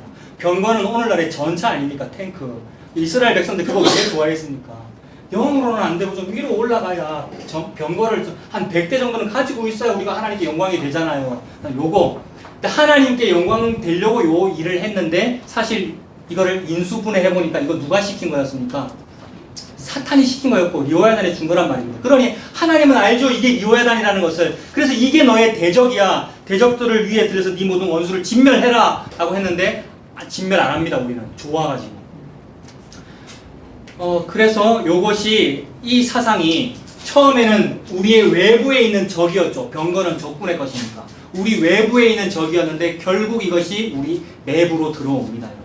이것이 가만히 들어오는 사람입니다. 우리에게 항상 담을 허무는 여우처럼 가만히 들어오는 리오야단이 들어옵니다. 사람을 통해서, 프로그램을 통해서, 문예의 사조를 통해서, 여러 가지 이벤트를 통해서. 그래서 처음에는 우리의 외부에 있는 적군의 병거였지만 이것이 내부로 들어올 때는 뭐로 들어오냐면 바알과 아세라 같은 걸로 들어옵니다. 우상으로. 그래서 10절부터 보십시오. 5장 10절부터. 5장 10절에 보시면 원래는 적의 병거고 적의 군마였는데 이번에는 누구의 군마입니까? 10절을 잘 보세요. 누구의 병거고 누구의 군마입니까? 너의 군마니까 우리 이스라엘의 군마고 이스라엘의 병거입니다. 우리가 가지고 있는 무기와 우리의 힘이 하나님이 주신 거 아니더라는 거예요. 하나님이 저와 여러분들에게 주신 유일한 힘은 뭐죠? 고도로 말하면 제로이고 데나리온으로 말하면 한 데나리온이고 형벌의 도구로 말하면 십자가인 요것. 이게 고도 제로잖아요. 아무것도 없는 없음이라고 하는 있음이고요. 죽음이라고 하는 생명을 하나님이 줬는데 이거로는 도저히 우리가 못 살겠어요. 이 만나만 먹고 우리가 어떻게 삽니까? 그래서 하나님 우리가 다른 걸 바라는 게 아니고 하나님께 잘하려고 우리가 군마도 많이 가지고 병거도 많이 가집니다 라고 했는데 하나님은 그게 미워야단 거랍니다. 여러분. 우리가 사자가 되고 호랑이가 되는 그 일이 미워야단 거랍니다. 그래서 하나님이 네 군마를 부수고 병거를 부순답니다. 또 11절에 뭐 부술까요? 하나님께서 성읍들 부순답니다. 성경책에서 성읍들이 부정적인 의미로 쓰일 때는 그 성읍들을 뭐로 건설을 하죠? 보통? 성읍을 건설하려면 여러분 해운대 센텀시티 건설하려면 누가 건설했을까요? 정규직 연봉 많이 받는 사람들이 거기 가서 벽돌 나르면서 했습니까? 전부 비정규직이고요. 전부 노동자들이 제대로 4대 보험도 대우받지 못하면서 지었고요. 짓다가 고층에서 떨어져 죽었고요. 크레인 사고가 얼마나 많이 났고요. 크레인 사고 너무 많이 나는 거 아시죠, 여러분? 그 전부 다 뭐한이라고 사고가 나는 거죠? 건설한이라고 나는 겁니다. 건설이라는 이미지는 어디서 나오는 이미지입니까? 니므롯이 건설자입니다, 여러분. 바벨탑의 대장, 바벨탑이 건설이라는 말의 또 다른 표현입니다. 이것을 시사적으로 적용할 수 있어요. 우리나라에서는 4대강 사업에 그대로 적용할 수 있어요. 너무 똑같아요, 여러분. 부동산 재벌이라는 이미지 또는 건설이라는 이미지에 그대로 적용할 수 있다고요. 바벨탑을 쌓을 때 사람들이 뭐라 그러죠? 성과 대를 쌓는데 옛날에는 지푸라기나 진흙을 가지고 집을 지었단 말입니다. 지푸라기나 진흙 가지고 집 지으면 몇 층쯤 지을 수 있을까요? 63 빌딩 지을 수 있을까요? 안 되죠. 그러니까 바벨탑은 안 된단 말입니다. 하나님이 우리에게 주신 이 흙이라는 거 가지고는 바벨탑이 안 되게끔 돼 있는데, 근데 우리가 바벨탑을 지으려면 이 흙을 리노베이션 해야 돼요. 이게 기업의 문화. 기업은 리노베이션 해야 돼요. 혁신, 기술혁명.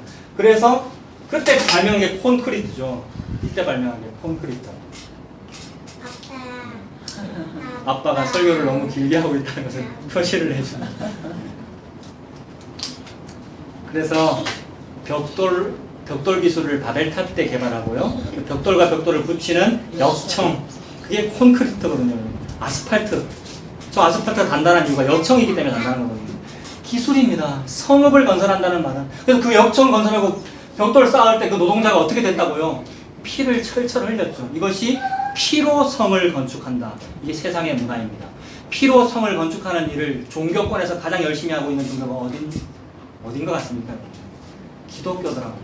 피로 교회 건물을 건축하는 일을 가장 열심히 하는 종교단체는 기독교입니다. 그래서 건축 헌금입니다. 건축 헌금이 피 아니에요, 여러분? 피로 성읍을 건축하고 있어요. 근데 그 성읍들이 누구 거랍니까? 하나님께서 보실 때는 바벨론 거고, 바벨탑 거고, 니무롯 거고, 리워야단 거고, 루시퍼 거랍니다. 근데 우리가 거기에 동조하고 있어요. 예수의 이름으로. 거꾸로 됐단 말입니다. 너무 심각한 문제죠. 그래서 하나님 그 성읍들을 멸한답니다. 게다가 11절 성읍들 멸하고 그 다음에 뭐 또 멸하신대요, 하나님께서. 견고한 성을 멸하신대요. 인간의 지혜는 얼마나 지혜로운지 교회를 너무나도 견고하게 건설했어요. 교회라는 이름으로 대변되는 우리의 복이라고 하는 건축물들을 너무나도 견고하게 건설하고 있어요. 기술이 인간을 자유케 하리라고 말씀하셨어요. 하나님은 뭐라고 말씀하셨는데? 진리가 너희를 자유케 하리라. 십자가가 너희를 자유케 하리라고 말씀하셨는데, 그게 아니라 우리는 우리의 종교를 가지고 자유해지려고 애를 쓰고 있어요. 그러면서 그러한 종교권에서 이루어지는 예배는 뭐가 됩니까? 그러한 종교권, 그 건물, 성읍들이라고 하는 시스템에서 이루어지는 성직자의 말은 뭘까요, 여러분? 그 성직자는 무슨 말을 주로 할까요? 그런 시스템 속에서 십자가 얘기가 잘 나올까요? 그런 시스템 속에서는 십자가 말고 무슨 말이 나올까요? 성직자의 입에서. 이게 나옵니다, 여러분. 포춘, 스펠링 맞나요? F-O-R, T-U-N-E, 포춘. 포춘이 뭐죠? 포춘. 포춘이 뭡니까, 청년들아? 행운이죠. 행운, 복. 포춘 텔러. 텔러는 뭐, 말하는 사람이 텔러잖아요. 포춘 텔러가 뭐죠, 우리나라 말로는? 무당 점집에 가면 무슨 얘기 듣고 싶어서 복채를 냅니까? 당신 앞으로 화를 입게 될 겁니다. 이런 말 듣고 싶어서 복채 냅니까? 혹시 화가 나올 것 같으면 잠깐만요, 지갑 열어서 복채 더 많이 내고, 무슨 말 듣고 싶어요? 포춘 듣고 싶은 거 아닙니까? 그래서 행운을 얘기해주는 사람은 무당이죠. 그런데 아까 말씀드린 그런 피로 건설한 성읍들의 시스템에서 나오는 말들은 주로 행운들이더라는 말입니다. 그런 목사님들은 주로 성도들에게 좋은 얘기를 하지, 여러분 망합니다, 또는 지금 망해 있는 그게 정상입니다 라는 얘기를 안 하더라는 말입니다. 이해되시죠? 이해가 되게끔 제가 지금 말을 하고 있습니까? 목사가 저와 여러분들에게, 성직자가 또는 기독교가 저와 여러분들에게 나 잘 되는 얘기를 해주면 그건 무당이란 말입니다. 그래서 요런 얘기를 한이라고, 요런 얘기를 하기 위해서 점괘를 뽑아낼 때 사용하는 방법을 마술이라고 그러죠. 마귀의 기술 또는 마법. 그 마법을 성경책은 복술이라고 번역했습니다. 복술. 그게 12절이죠. 이스라엘 백성들이 복술을 사용했대요. 그 말은 포춘텔링을 했다는 말입니다. 포춘텔링한 그 선지자들과 제사장들 전부 신학교 나온 사람들이잖아요. 선지생도의 학교 나온 사람들이란 말입니다. 그 다음에 복수를 끊고 그 다음에는 또 뭐가 없게 될 거라 그러십니까? 점쟁이가 누구길래요? 원래는 바알이나 아세라 믿는 그런 사람들이 점쟁이여야 하는데 여호와 믿는 사람들이 요 점쟁이 일을 하고 있으니 그거 하나님 끊어버리시겠다는 말입니다. 그리고 13절 새긴 우상과 주상들을 끊으시겠답니다. 이스라엘이 최초로 우상을 만들었을 때 누구를 잘 섬기기 위해서 우상을 만들었죠? 여러분? 하나님 잘 믿기 위해서 우상 만들었습니다. 하나님을 잘 믿기 위해서 금송아지를 만들었고, 게다가 남북이 분단되었을 때 북왕국은 남쪽보다 우리가 더 하나님 잘 섬겨, 남쪽은 예루살렘에 성전이 단이 하나밖에 없는데 우리는 단을 2개를 지을게, 최첨단으로. 그래서 최북단 단이라는 도시와 최남단 베델이라는 도시에 성전을 2개 지을 테니까 여기서 우리 하나님 더 잘 섬기자. 그래서 하나님을 잘 믿으려고 우상을 세웠고 주상을 만들었다는 말입니다. 근데 그거 하나님 믿는 거 맞습니까? 바벨탑 잘 지으면서 교회 잘 지으면서 하나님 믿는 것이 하나님 믿는 거 아니더라는 말이에요. 하나님께서 다 끊으신다는 말이에요. 그래서 13절 중간에도 네 손으로 만든 것을 다 없애버립니다. 다시는 섬기지 못하게 만듭니다. 그래서 네 손으로 만든 그것이 저주스럽다는 것을 알고 다시는 섬기지 못하도록 만들려면 하나님 뭐 하셔야 될까요, 여러분? 이스라엘 백성들이 남유다나 북이스라엘이나 전부 다 하나님 믿는다고 하면서 또는 바알이나 아세라 믿고 일신산의 영달 복 많이 받자고 하면서 그거 섬기고 있을 때 다시는 이거를 안 섬기도록 만들려면 하나님 뭐를 일으켜야 될까요? 전쟁을 일으켜야 됩니다. 그래서 북이스라엘 쫄딱 망하게 하고 남유다 완전히 망하게 해서 바벨론으로 잡혀가게 만들어야 그제서야 바벨론으로 질질 끌려가면서 여러분 아수르나 바벨론으로 끌려가는 것은 그냥 편하게 끌려가는 거 아니잖아요. 차 타고 가는 거 아니잖아요. 적군들이 쇠갈고리로 여기를 꿰어가지고 목숨은 안 잃잖아요. 여기 꿰면 목숨 붙어있는 채로 끌고 가는 걸 말합니다. 근데 그 중에서 좀 괜찮은 사람, 공부 잘하는 사람은 뭐 이렇게까지 안 하겠죠. 공부 잘하는 사람은 잘 대우해줘가지고 좋은 일 시키고 그게 다니엘이고요. 얼마나 비참합니까? 이렇게 꿰어가지고 끌려가는 일이. 근데 끌려가면서 무슨 생각할까요? 우리가 바알 아세라 섬긴 거 잘못한 일이었구나 이렇게 된단 말입니다. 그제서야 회개가 일어나죠. 흙먼지를 뒤집어 쓰는 일이 일어나잖아요. 그래서 이거 비참한 일이잖아요. 하나님이 다시는 네 손으로 만든 것을 섬기지 않게 하기 위하여 바벨론에게 패망이 하는 일을 하나님 일으키십니다. 십자가를 일으키십니다. 14절에 네가 또 네 아세라 목상을 너희 가운데서 떼버리고 네 성읍들을 멸할 것이며 15절 내가 또 진노와 분노로 순종하지 아니한 나라에 갚으리라. 진노로 순종하지 아니한 나라에 하나님이 전부 다 되갚아 주신대요. 복수하신대요. 그런데 여기 순종하지 아니한 나라는 번역은 이방이라는 뜻입니다. 다른 나라. 그러니 하나님의 나라는 순종하는 나라여야 하지요. 이방 나라가 순종하지 아니하는 나라여야 하는데 지금 하나님이 그래서 복수를 하고 싶은데 하나님의 칼끝이 어디를 향하고 계셔요 지금? 오히려 이스라엘 향하고 계시네요. 그러니 얼마나 마음 아픈 겁니까? 얼마나 이게 역설입니까? 하나님이 불교인과 무슨 이슬람 교회를 처벌해도 처벌해야 되는데 그 칼끝이 기독교로 와 있단 말입니다. 우리에게로. 그러니 얼마나 우리가 잘못했느냐 그 얘기죠. 성도라는 사람들이 바벨탑을 쌓고 있는 것이니 얼마나 잘못했느냐 그 말이죠. 이 잘못이 뭐냐 하면 우리가 바벨탑을 좋아했습니다가 잘못입니다. 여기서 회개해야 되는 회개는 뭐냐 하면 우리가 두고 온 애굽을 그리워했습니다 라는 요겁니다. 니들이 애굽을 참 좋아한다. 그래서 니들이 지금 복수를 좋아했어, 병거를 좋아했어, 아수르를 좋아했어. 내가 그거 다 부술 거야. 요 얘기잖아요. 우리는 그러한 패배 반대말 승리들을 좋아했는데 하나님은 지금 미가서 5장을 통해서 너희들이 진짜로 좋아해야 할 단어는 다른 단어야 이 말씀을 하고 있어요. 사실은 이게 본론인데요. 이게 본론입니다. 지금까지 니들이 미워해야 되고 증오해야 되는데 좋아하고 있었던 것을 하나님께서 말씀하셨고요. 근데 진짜로 너희들이 좋아해야 하는 단어는 다른 데 있어 라는 말씀을 하시는데 진짜로 우리가 하나님의 백성이 좋아해야 하는 단어는 베들레헴 에브라다입니다. 그런데 하나님의 백성들은 아수르라는 단어는 좋아해요. 제가 부곡동에 그 교회에 있었습니다만은 그 교회도 중대형급 교회예요. 내가 볼 때는 너무나도 큰 교회예요. 그래서 나는 참 만족이 될 것 같은 큰 교회인데 그 교회의 어떤 성도들은 만족을 못 하더라고요. 우리 교회가 좀 더 커져야 되는데 지금 40년이나 됐는데 아직도 인원수가 이만큼이에요. 인원수 이만큼이 몇백 명입니다. 몇백 명이 곧 작대요. 그래서 가만히 보니까 몇 명이 되어야 만족이 할란가 가만히 보니까 뭐 1000명 이상, 2000명 정도를 바라보는 것 같아요. 그러면서 비교합니다. 40년 전에 비슷한 시기에 세워진 교회들은 몇 명 됐는가를 보더라고요. 근데 비슷한 시기에 40년 전에 세워진 어떤 교회가 2000명인 교회가 있고 3000명인 교회가 있어요. 그러면 상대적으로 굉장히 패배감을 느끼더라고요. 어느 날 그런데 그렇게 한 40년쯤 됐는데 2000명이 된 교회로부터 저에게 공문이 왔어요. 그 교회 그 공문의 편지 봉투에 뭐뭐뭐 교회, S교회입니다. 뭐뭐뭐 교회. 여기 있네요. S교회. 뭐뭐뭐 교회라고 적혀있는 게 공문이 왔어요. 제가 그거 딱 뜯으려고 하는데 옆에 있던 성도가 목사님 이 교회로부터 편지 받는 관계예요? 이러시더라고요. 무슨 사람이 이해되십니까? 평소에 너무나도 동경하던 어느 교회로부터 편지가 왔다는 것을 옆에서 감동을 느끼고 있는 거예요. 나는 막 전율이 오는데. 그러니까 삼성 이런 데서 편지가 오면 막 감동 느끼듯이 그 글자, 그 세 글자, 대형교회라는 그 세 글자라는 말에 감동을 느끼는 거예요. 그래서 내가 지금 살고 있는 나의 성읍은 만족을 못하고요. 다른 성읍을 좋아해요. 그 S교회, 그 대형 건물. 그래서 아수르는 좋아하고 베들레헴은 싫어하더라는 얘기입니다. 하나님은 미가 선지자를 통하여, 미가 선지자는 정말 이름 없는 선지자입니다. 무명의 선지자. 무명의 선지자를 통하여 니들이 진짜로 집중해야 될 도시는 견고한 성읍이 아니라 찌그러져 있는 베들레헴 에브라다야, 이 얘기를 하고 있는 중입니다. 이게 본론입니다, 여러분. 미가 선지자가 지금 이 말을 어떻게 하고 있죠?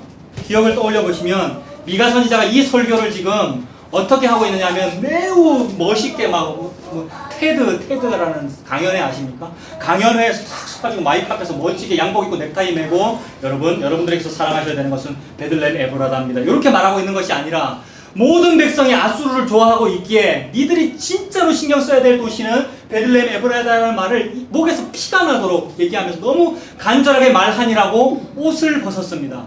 미가는 지금 옷 벗고 있어요, 여러분. 이거 기억나십니까? 미가서 1장 8절 여러분. 미가서 1장 8절에 이러므로 내가 애통하고 애곡하고 벗은 몸으로 행하며 너무 안타깝고 너무 고통스러워서 하나님 믿는다면서 아수르를 좋아하고 있으니 그걸 보고 하나님 잘 믿고 있는 거라고 하고 있으니 너무 고통스러워서 옷을 벗었단 말입니다. 미가 선지자가. 옷 벗고 여러분 뭐라고 말하냐면 베들레헴 에브라다야, 베들레헴 에브라다가 가장 훌륭하다, 요 말을 했을 때 성도들이 뭐라고 반응했을까요?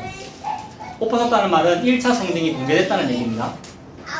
남성 성기가 공개됐다는 말이라고요. 우리 예수님 십자가에서 벌거벗었다는 말은 무슨 뜻입니까? 1차 성징이 공개됐다는 말입니다. 극도의 부끄러움을 말하는 거라고요. 근데 우리는 너무 십자가도 막 포장해요. 십자가가 너무나도 아름답게 포장됐기 때문에 귀걸이로 쓰이는 겁니다, 여러분. 안 그렇습니까? 십자가가 액세서리로 쓰일 수 있다는 말은 아름답게 포장됐기 때문에 그러는 거예요. 예수님 십자가 달리셨다는 말은 완전히 벌거벗겨졌다는 얘기입니다. 미가는 벌거벗겨진 채 지금 말을 하고 있어요. 그렇게 설교할 때 누가 아멘 할까요? 백성들이 미가 보고 뭐라 그럴까요? 미쳤다라고 그러죠. 그래서 선지자의 동의어는 미친 놈이었습니다. 스트레인저 지난번에 봤잖아요. 크레이지맨. 미가의 마음이 그렇다는 말은 하나님의 마음이 그렇다는 말입니다. 하나님은 유일하게 베들레헴 에브라다의 일만 하고 계십니다. 베들레헴이 누구의 고향인가요? 예수 그리스도의 고향이죠. 예수 그리스도의 고향, 즉 예수님 이야기만 하고 계신다 그 말입니다. 그래서 예수님 이야기를 하려고 다윗을 여기에서 태어나게 하는 거고요. 예수님 이야기를 하려고 보아스를 여기서 태어나게 하는 거고요. 그게 보아스와 룻의 결혼 이야기, 베들레헴에서 보리 타작했다는 얘기잖아요. 베들레헴에 보리가 있다, 즉 먹을 게 있다는 얘기를 통하여 모든 사람이 베들레헴에는 먹을 게 없을 거야. 베들레헴이라는 말은 빵집이라는 뜻인데 그 빵집에 무슨 빵이 맛있겠노? 나사렛에서 무슨 선한 것이 나겠느냐? 베들레헴 만나가 뭐가 맛이 있겠느냐라고 말하고 있을 때 미가는 아니에요. 막 옷을 벗으면서 여러분 베들레헴 에브라다가 가장 귀한 거예요. 여러분들은 왜 성읍들을 좋아하십니까? 왜 아수르를 좋아하십니까? 왜 니므롯을 동경하고 계십니까? 우리에게 베들레헴이 있는데요. 라는 얘기를 하는 겁니다. 여러분 그 부곡동에 그 파리바게뜨 아시죠? 농협 옆에. 파리바게뜨에서 길 딱 건너면은 제과점 하나 있는데 제과점 이름 뭔지 아십니까? 부곡동 주민. 파리바게뜨에서 길 딱 건너면 제과점 있잖아요. 제가 기억하는 것만 그 제과점 10년이 넘었거든요. 근데 간판 모르십니까? 왜 모르죠? 고백하기에 저도 몰랐습니다. 어제 네이버로 찾아봤습니다. 제가 사는 집 바로 옆에 있는 제과점인데 우리가 10년이나 거기 있었는데 그 제과점 이름을 왜 모르죠? 근데 그 제과점 이름은 모르는데 파리바게뜨는 아시잖아요. 저도 알고요. 우리가 그렇더라니까요. 제가 파리바게뜨에서 그 동네에서 파리바게뜨에서 빵 여러 번 사 먹었는데 그 제과점에서 한 번도 안 사 먹었어요. 왜 안 사 먹었느냐 하면은 생기기를 꾀지지하게 생겼어요. 간판이 황태자 베이커리. 생각나십니까? 건강약 옆에 황태자 베이커리. 게다가 빵을 맨날 가판에 내놓고 팔아요. 지나갈 때마다 아유 버스 매연이 있는데 뭐 빵을 이러면서 제가 안 사 먹었어요. 자기 사 먹었어요? 황태자 베이커리. 니 사 먹었나? 맨날 파리바게뜨에서 샀어요. 근데 파리바게뜨가 뭔데요, 여러분? 프랜차이즈고 대기업이잖아요. 파리바게뜨 그 점주는요 산학금 내야 되고 얼마나 힘들고 그거 좋은 것도 아니에요. 갑질의 횡포가 참 많은 그런 기업이란 말입니다. 파리바게뜨. 근데 우리는 좋아하더라고요. 간판이 뚜레쥬로 이 정도는 돼야 되잖아요. 황태자 베이커리가 뭡니까, 간판? 그게 베들레헴이란 말이에요. 베들레헴 빵집이라는 뜻이거든요. 사람들이 싫어해요. 사람들은 그런 이유로 예수 십자가를 싫어합니다. 근데 니무롯은 좋아해요. 근데 그 니무롯이나 아소를 가장 좋아하는 사람은 오늘날 누구냐 하면 그 예수를 믿는다는 사람들이에요. 이건 기가 찰 노릇입니다. 그래서 옷을 벗습니다. 그래서 미가가 옷을 벗었습니다. 기가 차서 미치지 않고는 설교할 수 없는 상황이기 때문에. 그래서 우리 예수님은 벗겨진 겁니다, 여러분. 그게 십자가입니다. 이 십자가를 받아들였다는 성도들이 그래도 교회는 부흥해야 되잖아요, 이러고 있어요. 너무 거꾸로 됐어요. 그게 전진후예요. 해무에 가려져야 돼요. 해무, 그 영화 제목이 해무예요. 바다 안개예요. 눈이 가려져서 못 보고 있어요. 못 봐야 돼요. 계속 가려져야 돼요. 처절하게 망해가지고 내가 잘못한 게 맞군요. 회개하게 돼요. 그건 은혜입니다, 여러분. 그렇게 회개하게 되면. 그래서 미가가 지금 벌거벗은 채 5장 2절입니다. 베들레헴 에브라다야, 세상 모든 사람들이 너를 하찮다 하여도 너는 유다 족속 중에 작을지라도 이스라엘 다스릴 자라가 너에게서 내게로 나올 것이다. 지금 이것은 미가의 독백이면서 동시에 여호와 하나님의 독백입니다. 여호와 하나님께서 베들레헴 보고 뭐라 그럽니까? 너에게서 왕이 나서 너에게서 누구에게로 나온답니까? 여러분 5장 2절 보십시오. 너에게서 누구에게로 나온대요, 왕이? 너에게서 내게로 나온대요. 누구의 독백이라고요? 여호와 하나님의 독백입니다. 모든 인류는 왕이 뭐 해주기를 바라냐면 왕이 어떤 도시로부터 탄생하여서, 즉 박혁거세가 알로부터 탄생하여서 어디로 나와야 좋은 겁니까? 백성들에게, 세상에 나가서 선정을 베풀어야 좋은 겁니다. 그래서 박근혜 대통령이 좀 잘하든지 아니면 문재인 대통령이 좀 잘해서 뭘 잘해달라는 말입니까? 민생 경제 부국 강병 이루어달라는 거잖아요. 그거 바벨탑을 말하는 겁니다. 잘 먹고 잘 살게 해달라는 거잖아요. 근데 잘 먹고 잘 살게 하려니까 세금을 걷어야 됩니다. 딱 이번 주에 터진 일이죠. 아십니까? 추경예산 잘 안 되고 어떤 그 100대 과제를 하려면 세금 걷어야 된다는 거예요. 그럼 세금 지금까지는 문재인이 우리한테 좀 잘해줄 것 같은데 갑자기 세금 내기 딱 터져 나와 버렸어요. 그러면 갑자기 또 지지하던 사람도 반대할걸요? 그러니 지금 뭘 한 겁니까, 그 사람들이? 문재인을 좋아한 것이 아니라 문재인이 해주겠다는 나의 복을 좋아한 거죠. 그래서 그것에 대하여 모든 인류는 왕이 나에 대해서 잘해주길 바래요. 그래서 너에게서, 베들레헴에게서 민주주의에게로 오기를 바래요. 이게 민주주의예요, 여러분. 공산주의도 마찬가지예요. 제국주의도 마찬가지예요. 어떤 도시에서 사람들에게로 왕이 가면 사람들은 환영해요. 종려나무 가지를 흔들고 호산나 우리를 구원해주세요. 근데 예수님은 사람들에게로 걸어가지 않았습니다. 예루살렘 입성하실 때도 사람들을 지나서 어디로 걸어가신 거예요? 예루살렘 성으로. 그 말은 골고다로 걸어갔다는 말입니다. 사람들에게로 가면 자기가 영웅 될 수 있는데 그렇게 하지 않고 골고다로 걸어갔다는 말입니다. 그 말이 내게서 내게로 나올 것이다, 이 말입니다. 내게로는 여호와 하나님입니다.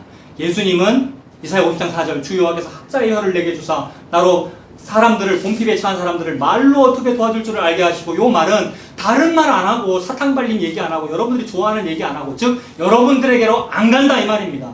예수님은 하나님에게로만 갑니다. 이것이 너에게서 내게로 나올 것이다. 너에게서 내게로 나오는 이 일이 하나님이 너무나도 하고 싶은 하나님의 유일한 사역입니다. 하나님의 역사. 그래서 이 일이 어디서 벌어지느냐? 베들레헴에서 벌어집니다. 너무나 훌륭한 장소고 너무나 위대한 장소고, 그래서 하나님의 모든 관심이 한 점에 모인 그런 장소입니다. 그러니 하나님이 막 부각시키고 있는 거예요. 구약 성경책에 펼쳐져 있는 모든 여러 가지 사건들, 놀라운 기적들과 모든 사건들과 인물들과 여러 일들, 그 큰 거대한 면면이 흐르는 그 역사의 흐름이 한 점으로 딱 수렴돼가지고 베들레헴이라는 한 점으로 딱 모이고 있는 겁니다. 하나님은 이 일만 하고 있는데 우리는 베들레헴 싫대요. 이름이 황태자 베이커리라서. 빵이 맛없을 것 같아서. 거기는 맨날 만나밖에 안 나오잖아. 만나는 입에 질렸어. 그래서 싫다는 거예요. 그래서 옛날에 먹던 애국빵이 좋고, 왜 파리바게뜨가 좋고, 화려한 게 좋고, 뚜레쥬르가 좋고, 화려한 거, 보암직하고 먹음직한 게 좋더라는 거예요. 하나님은 베들레헴에서 예수 그리스도 십자가가 있는 거야. 예수의 탄생이 있는 거야. 요 말씀을 하고 계십니다. 그래서 그 5장 3절이, 이가서 5장 3절에 그러므로 여인이 해산하기까지 그들을 붙여두시겠고 여인이 해산하기까지 그들을 놔두시겠다는 말입니다. 여인이 결국 해산을 하지요. 여자의 후손이 태어난다는 말입니다. 창세기에 나오는 원시복음이죠. 여자의 후손이 태어난다. 예수 그리스도 탄생이잖아요. 마리아에게서 예수 그리스도 탄생합니다. 그 장소가 베들레헴 아닙니까? 그리고는 그의 형제 가운데서 남은 자가 이스라엘 자손에게로 돌아온다. 남은 자가 뭡니까? 남은 자는 처절한 패배를 당연한 듯 받아들이는 사람입니다. 나는 바벨론으로 포로 잡혀가는 것이 맞아요. 완전히 자아가 해체되는 그런 사람이 남은 사람입니다. 즉, 나 고도 제로인 게 맞아요가 인정되는 사람. 이런 사람은 자기 의로, 자기 의지로 인정되지 않아요. 벌 받아야 인정돼요. 그래서 막 고난을 겪고요. 쫓겨남을 겪고요. 광야로 내몰림을 겪고 나서 맞네요. 이게 복음이네요. 라면서 두 손 두 발 들고 항복하게 됩니다.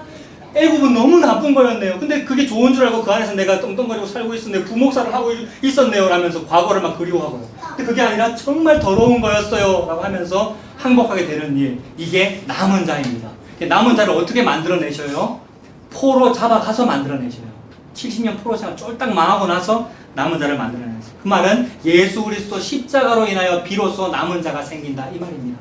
그러니 살아남는 일, 남은 자라는 말이 살아남는다는 말인데 살아남는 일은 희망을 의미하잖아요. 살아남는다라는 말은 희망을 의미하고 새싹을 의미하잖아요. 이 새싹은 어디서 발아했습니까? 십자가에서 발아했습니다. 십자가는 나무 밑둥이였는데 구루터기였는데 거기서 발아했으니 씨앗 맞잖아요. 씨앗이 발아한 겁니다. 이 씨앗이 예수 그리스도이죠. 예수 그리스도라고 하는 한 점의 수렴된이라고 베들레헴 얘기하시는 것이고요. 이스라엘 말씀하시는 것이고요. 골고다 언덕 말씀하시는 거 마찬가지고요. 십자가 말씀하시는 것도 마찬가지고 세례 요한 얘기한 것도 마찬가지잖아요. 세례 요한도 요거 한 점에 수렴시키니라고 세례 요한이 보라 세상 죄를 지고 가는 하나님의 어린 양이로다라고 이렇게 손가락질 한 이유가 이렇게 한 점으로 모으니라고 수렴시키니라고 한 거잖아요. 전부 마찬가지의 이야기입니다. 그래서 이 예수 그리스도, 베들레헴의 예수 그리스도 탄생으로 인하여 하나님의 일이 이루어집니다. 4절에, 5장 4절에 그가 여호와의 능력과 그의 하나님 여호와의 이름에 위엄을 의지하고 서서 목축하니 예수님이 목자입니다. 막 가정교회하고 막 목자가 되자고 난리인데 우리가 목자가 되는 것이 아니고요. 예수 그리스도가 목자고 그것이 참된 목장입니다. 그래서 거기서 목축하니 우리는 뭐 하면 됩니까? 그 목장에서. 그 목장에서 예수님 열심히 일하시니까 예수님 힘드시니까 예수님 도와드리고 막 일을 해야 되는 것이 아니라 양이 되면 돼요. 그 안에서. 이 양은 뭐 하면 되냐면 꼴을 뜯어 먹어야 돼요. 막 개걸스럽게. 옆에 눈치 보면 안 되고요. 내가 먹는 거 막 흉하다고 옆에서 누가 뭐라 하는 이거 신경 쓸 겨를이 없고요. 맛있게 목장에서 막 뜯어 먹어야 됩니다. 이걸 보고 예배라 그럽니다. 이거 같은 말이에요. 이거 고도제로인 채로 사는 거. 하나님이 먹여주시는 것을 먹는 것이 예배입니다. 그래서 그가 목축하니 우리는 그들이 뭐 한답니까? 그들이 거주한다. 이 거주가 dwell, 산다라는 말이잖아요. 산다라는 요 말이 하나님이 우리와 함께 한다는 말과 같은 말입니다. 하나님이 우리와 함께 한다가 같이 산다는 말이잖아요. 그래서 내가 너와 산다. 그 다음에 뭐 저 부부는 사니 안 사니 막 이란다. 이게 부부 생활을 말하는 거잖아요. 결혼. 하나님이 우리와 결혼하신다는 의미입니다. 거주한다는 말. 그래서 예수님 별명이 뭡니까? 임마누엘. 하나님이 우리와 함께 한다. 그 말이 거주한다 이 말입니다. 그래서 이거는 하나님의 일이 다 이루어진 것을 말하는 거예요. 베들레헴의 초림으로 인하여, 즉 예수 그리스도로 인하여 내가 하나님하고 같이 사는구나. 내가 신부고 그분의 양이고 그분이 나의 목자구나. 그분이 나의 신랑이구나. 이 얘기입니다.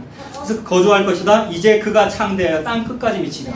예수 그리스도 창대하고 예수 그리스도가 창대하면 그의 양도 창대합니다. 이것이 진정한 의미에서 시작은 미약하나 나중은 심히 창대한 겁니다. 근데 그런 의미로 받아들이지 않고 세상의 복으로만 우리가 이 말씀 해석했잖아요. 수아 사람 빌닷의 이 말을.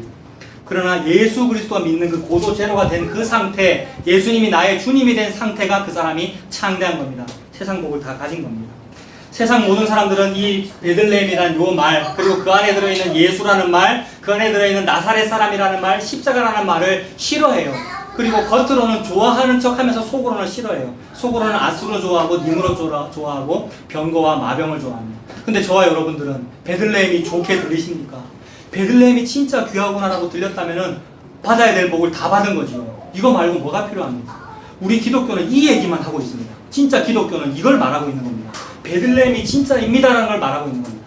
근데 교회 와서나 아니면 목사에게나 무슨 상담을 받거나 무슨 얘기를 들을 때 이런 얘기 말고 내가 좀 잘 되는 얘기를 해주세요라는 그 말은, 그 마음은 불교에 가면 됩니다. 저 범어사를 가면 되고 천주교를 가면 되고 다른 데 가면 되는 거예요. 근데 우리는 예수님 안에서 베들레헴 이야기만 듣고 있는 거잖아요.